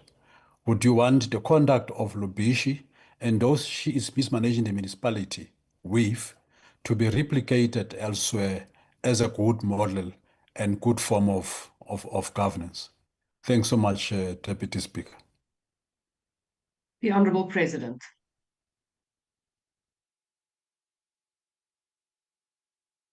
That we want to see that governance should be improved, and that there should be less and less controversy surrounding various people we've deployed in local government. That is what we want to see. And in doing so, we would like to see good performance. We would want to see real commitment coming from those that we have deployed. And the model of a good municipal mayor is a municipal mayor who oversees a municipality that is being governed effectively, transparently, and in accordance with the rule of law. So in the end, that is what we would like to see, not only with one municipality, but right across the board. And I do think that focusing on one is rather a problem, because we need to focus on the entire cohort of our public officials and say this is the standard that we would like to see adhered to, and we would therefore want everyone to move towards implementing that standard. So that is where I believe the focus should really be. Thank you, Honorable Deputy Speaker. Thank you, Honourable President. The fourth follow-up question will be asked by the Honourable Wessels. Thank you, Honourable Deputy Speaker. Through you, Mr. President, I put it to you with due respect that no efforts of the national government to turn around our municipalities will succeed if the leadership, the local leadership of those municipalities are tainted individuals. Given that the parliamentary oversight committees that before which the executive mayor appeared less than 2 months before your visit to the metro, criticized the mayor openly for a lack of accountability and a failure to implement recovery plans. Does your endorsement, and I do understand that you were there as the president of the ANC, Mr. President, but you remain the head of the executive, does that endorsement mean that the executive branch is discounting the structural findings by this parliament? I thank you. The Honourable President. No, we do not discount and condone bad behavior. We do not discount and condone processes that do not enhance good governance. We do recognize where there's been progress, and indications of progress moving forward is what we do recognize. And where there have been weaknesses, we point them out and get those who are responsible for those weaknesses to change their ways. However, if they have committed any form of crime, then that's a different matter. It requires a different type of approach and a different type of remedial action. And in this case, I think we need to deal with the issue of the extent to which there are weaknesses, and ask ourselves whether those weaknesses are weaknesses that need to be corrected. So in the end, we need to have that clear balance and say, are those weaknesses irreparable, and do they militate against the interests of the people? But in the end, we need to have that deeper examination of precisely what those are. Thank you, Honourable Deputy Speaker. The last supplementary question will be asked by the Honourable Trollip. Thank you very much, Deputy Speaker. Honourable President, having listened to your responses, I'm now more concerned than ever, because being taken to new projects to showcase progress in a failing municipality can clearly never constitute in-depth assessment. How do you explain that the very same mayor was severely and repeatedly castigated in Parliament by Cocteau because she, and I quote, doesn't respond to correspondence? ANC chairperson Mkhize said she doesn't know what she's doing. She was also excoriated for a controversial and unauthorized leasing deal of a transformer to Kucha, and she was criticized for administrative chaos. You, Mr. President, recently said over the weekend at the ANC manifesto launch, when asking for another chance in government, that, and I quote, "Poor performing councillors will not be protected. Those that fail to perform, who act dishonestly, and who abandon their communities will definitely be removed," close quote. Mayor Labisha has done all of that, and she hasn't been removed. In fact, she was paraded with the convicted Time has Andile expired. Lungisa as one of the mayoral candidates. How do you reconcile those comments? The Honourable President.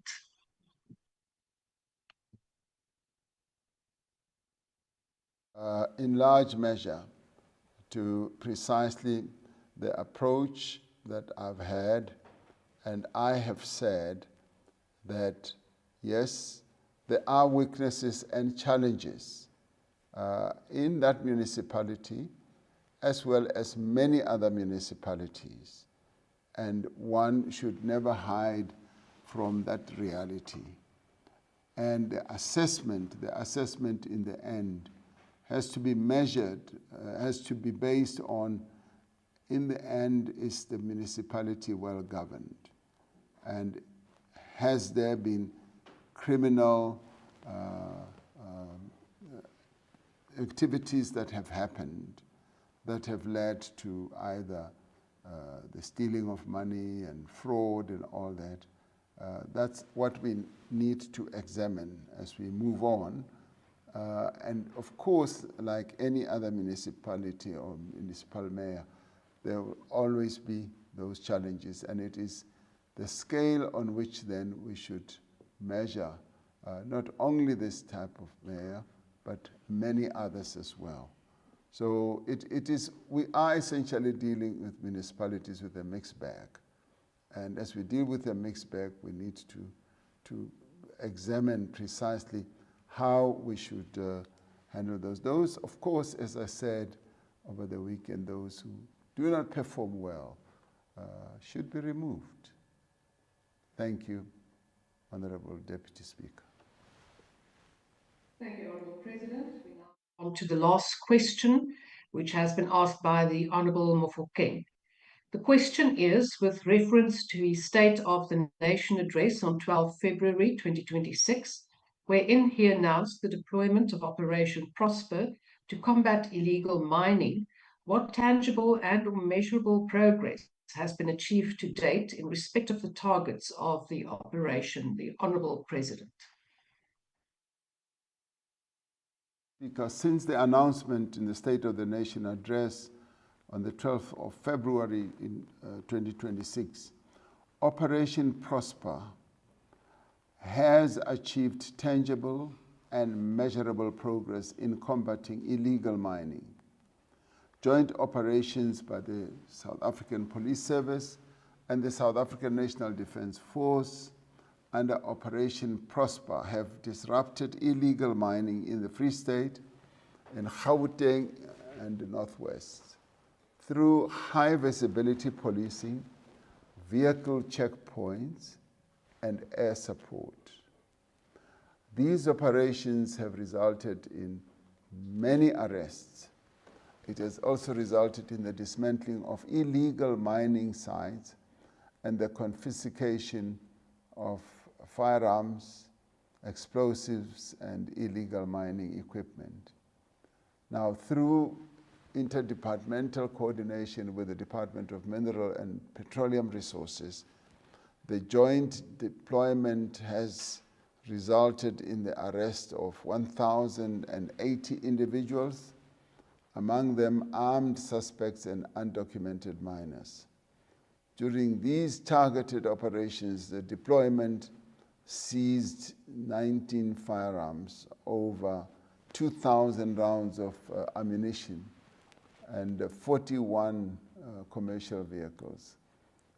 In addition, it has seized 83 generators, over 1,000 refining drums, and nearly 2,000 kilograms of gold-bearing material and approximately 150 kilograms of gold.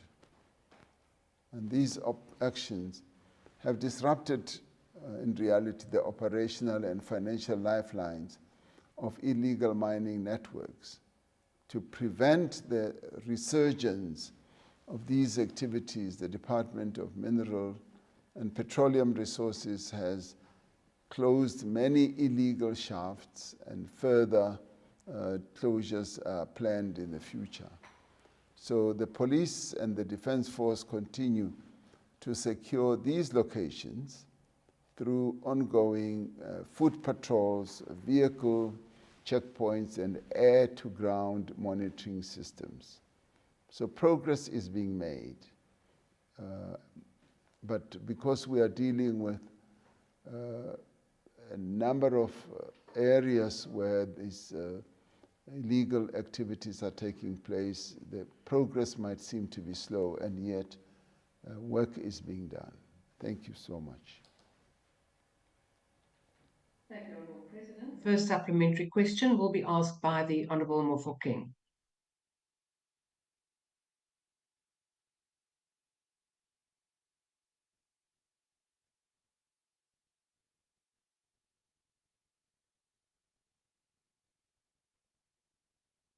Honourable Mofokeng, please unmute your microphone. Thank you, Deputy Speaker. Mr. President, South Africans have seen numerous interventions against illegal mining over the years. What is fundamentally different about Operation Prosper that gives government confidence that this time we will achieve a lasting reduction in illegal mining rather than another cycle of enforcement, withdrawal, and the return of illegal mining? Thank you, Deputy Speaker. The Honourable President. Progress in that we are using a multifaceted approach to dealing with the problem of illegal mining.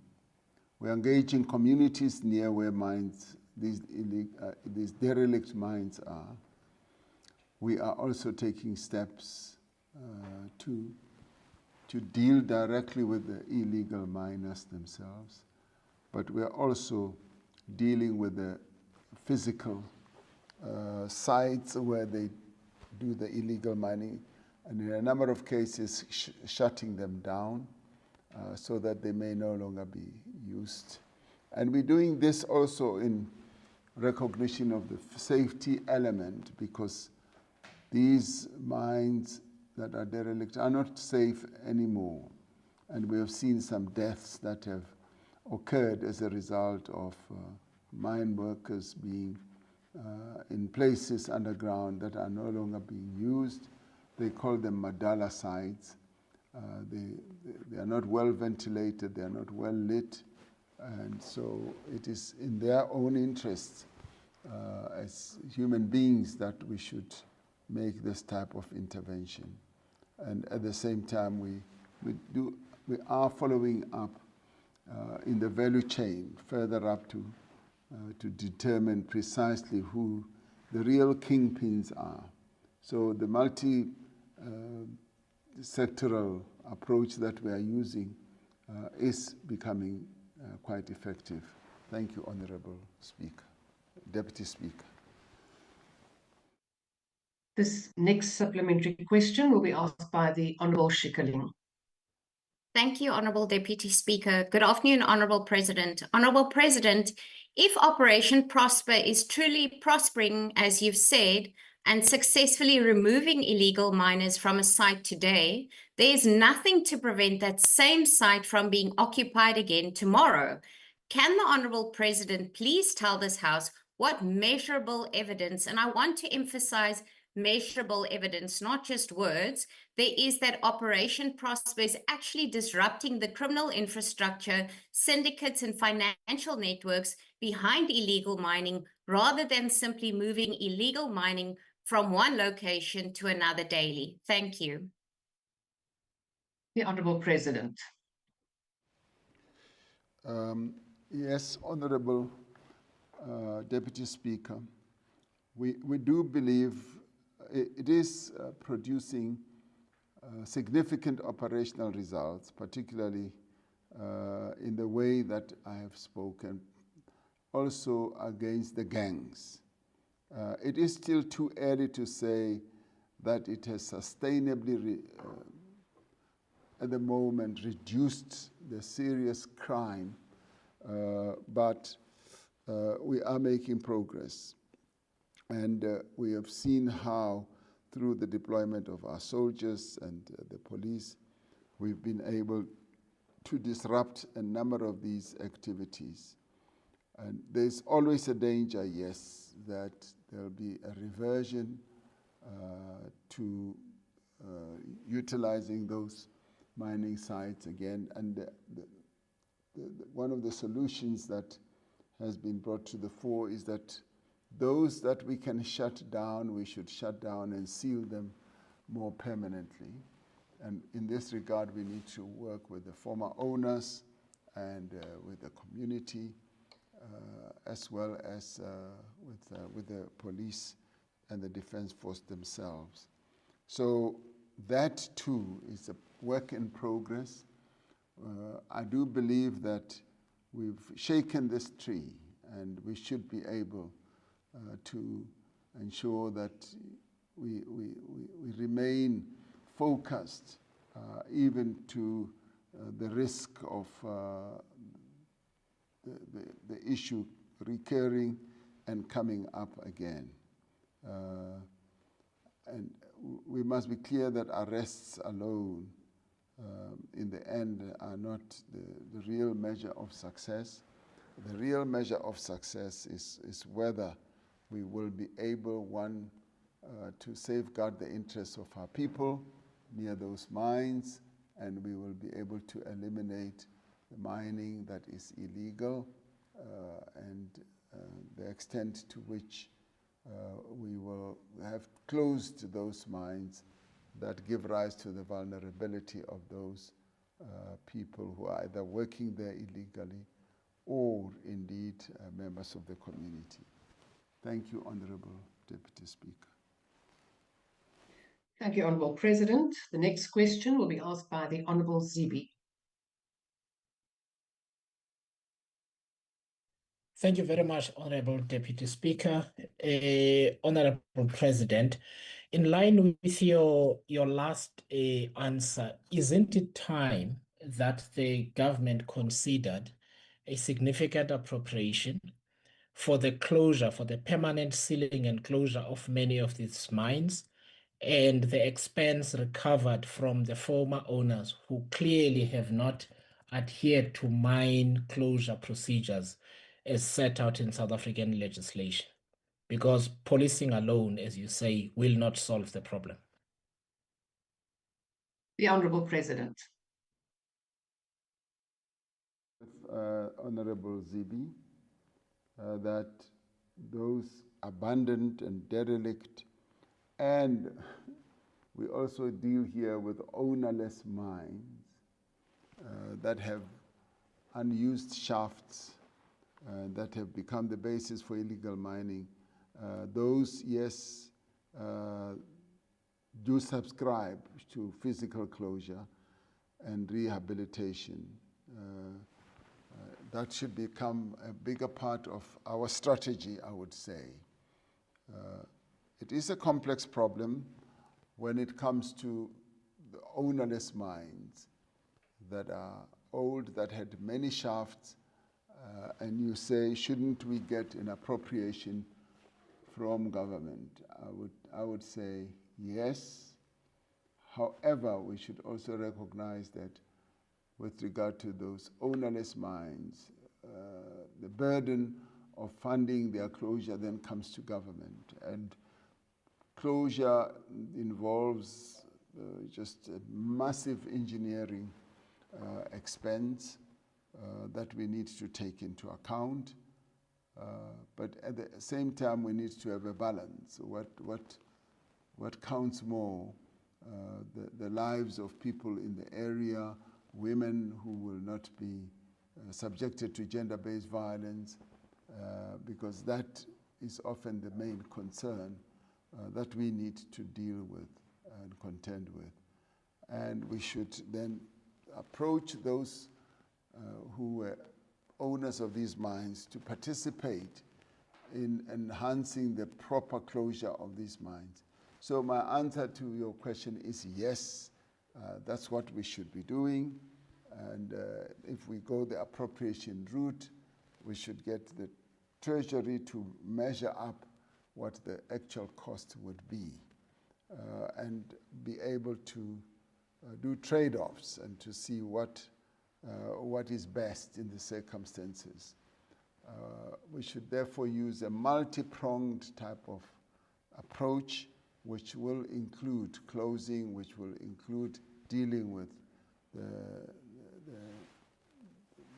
those derelict mines or unused mines that are now becoming centers of criminality as gangs are now utilizing them for their own ends. But at the same time, there is another aspect where we need to ask ourselves about what ordinary people in very good ore body areas, like I give a good example, like in Sikukuni, where chrome ore is nearly present all over.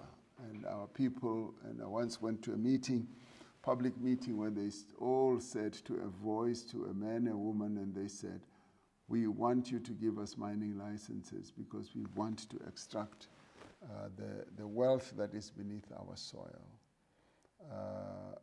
Should they be characterized as illegal miners? Or should we find a way in which we grant them licenses and legitimize them and manage them better in that way? So it's a multi-pronged approach that we need to use to deal with this problem, because if we don't do so, we will always have problems, as has been said already. So it's one of those problems that requires a great deal of wisdom, a great deal of multi-type of approach to discourage those mines, those derelict mines being used for criminal purposes as well as illegal purposes. Thank you, Honorable Deputy Speaker. Thank you, Mr. President. The fourth supplementary question will be asked by the Honourable Mashlatsi.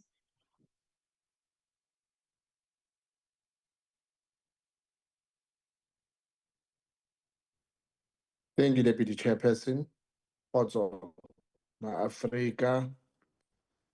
President, given that illegal mining has evolved beyond a domestic law enforcement problem into a transnational organized crime and illicit financial flow challenge, with potential implication for South Africa's gold supply chain, tax revenue, investment environment, international reputation, and the integrity of our legitimate mining sector, how is government measuring the international credibility and effectiveness of Operation Prosper? In particular, has government engaged with the global initiative against transnational organized crime based in Geneva and other relevant international organized crime, financial intelligence, and law enforcement institutions to independently assess whether South Africa's intervention is actually disrupting the criminal networks financiers. Thank you, Honorable Mashlatsi. No, I'm not finished. Illicit gold supply Your chain proceed Honorable of crime Member, your time has behind expired. illegal mining, rather than merely removing illegal miners from individual mining site. Allow me to ask my question, Deputy Speaker. Honorable Mashlatsi, you have 1 minute. You are now on 1.5 minutes. Allow me to ask this question. It's an important question. Honorable Mashlatsi, as a small, every because minute's as a, question because is... as a small party, Honorable I will never pause. ask Honorable an original Bergman. question until the end of this administration. Why Honorable can't you give me Mashlatsi. a chance to ask a supplementary question? Mashlatsi, I don't have any minute. original questions. Honorable So why can't Mashlatsi, I there is a ask a point of supplementary order. question, Honorable Deputy Mashlatsi, Speaker? because is you wrong. can ask a question, but the rules state that you have 1 minute, and that is in recognition of the time allocated to each and every time, it says I'm still on take 50 the matter, something. Honorable Mashlatsi, you can take the matter to the Rules Committee if you are not happy with the rules.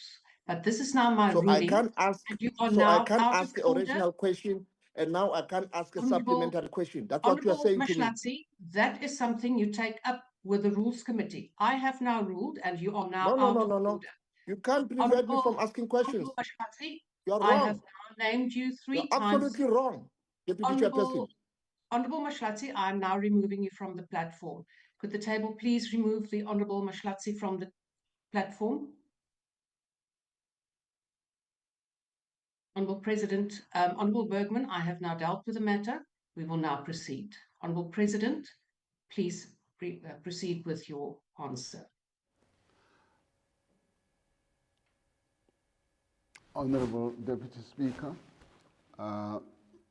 what I heard as he was trying to develop his question was the extent of which Operation Prosper was having a negative impact on a global impact.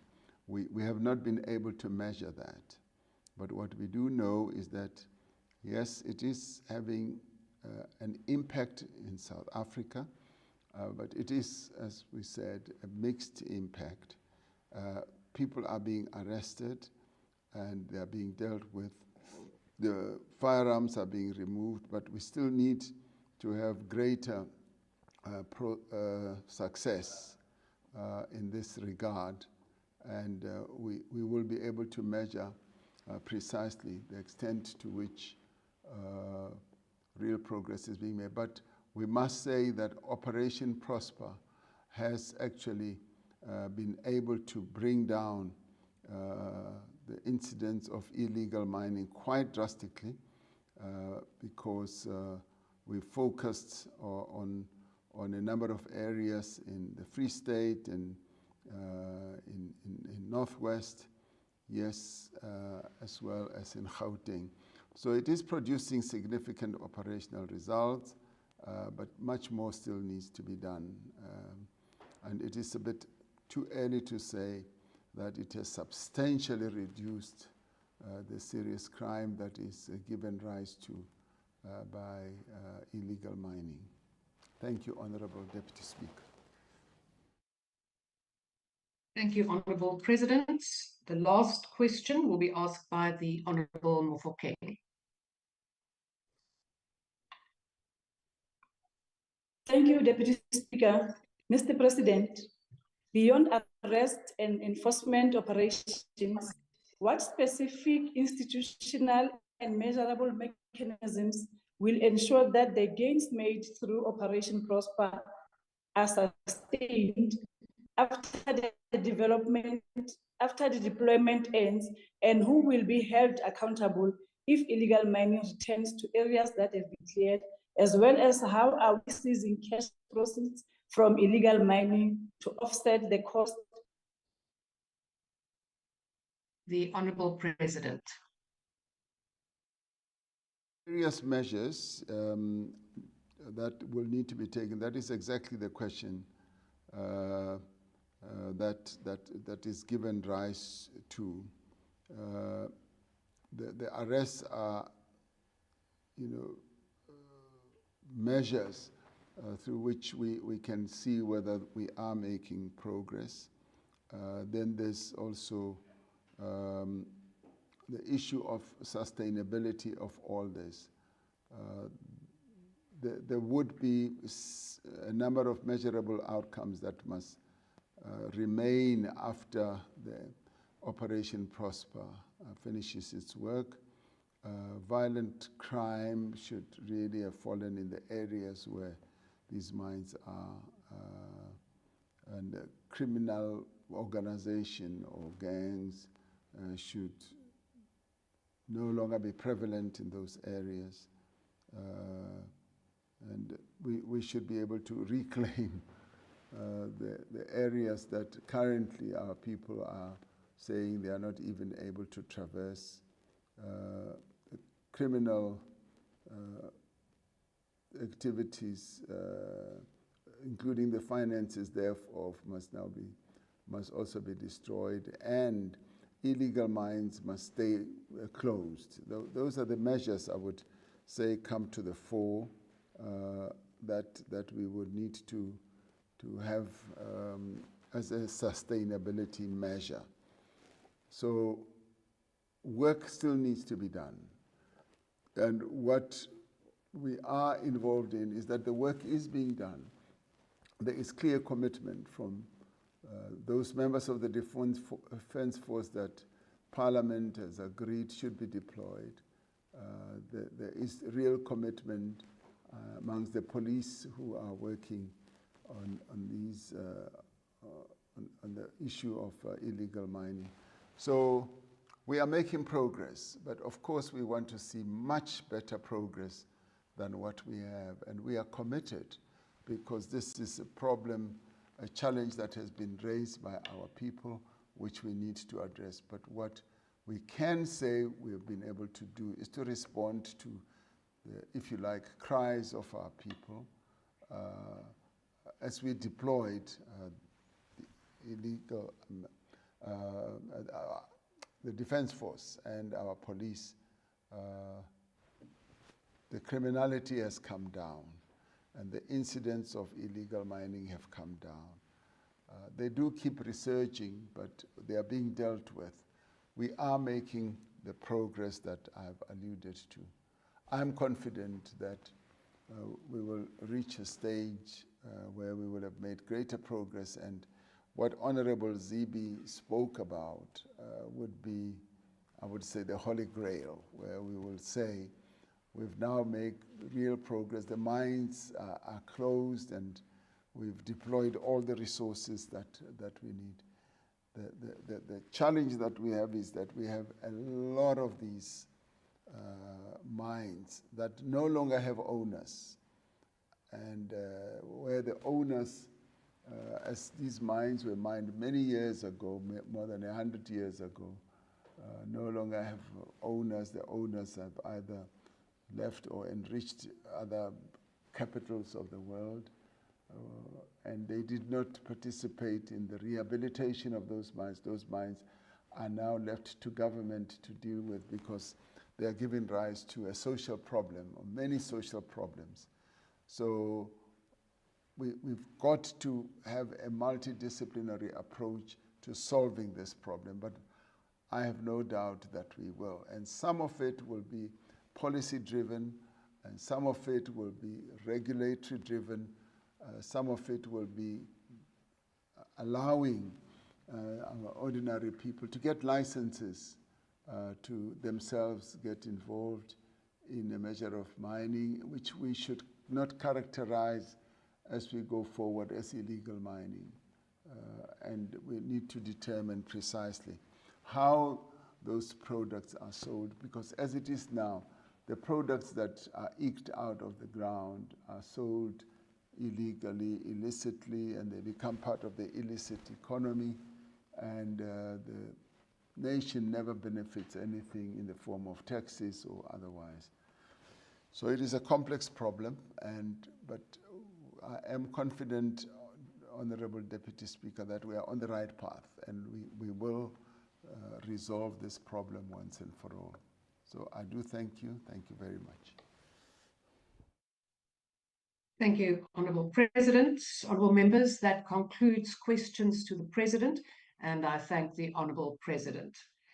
Honourable members, that concludes the business for the day, and the House is adjourned. The President is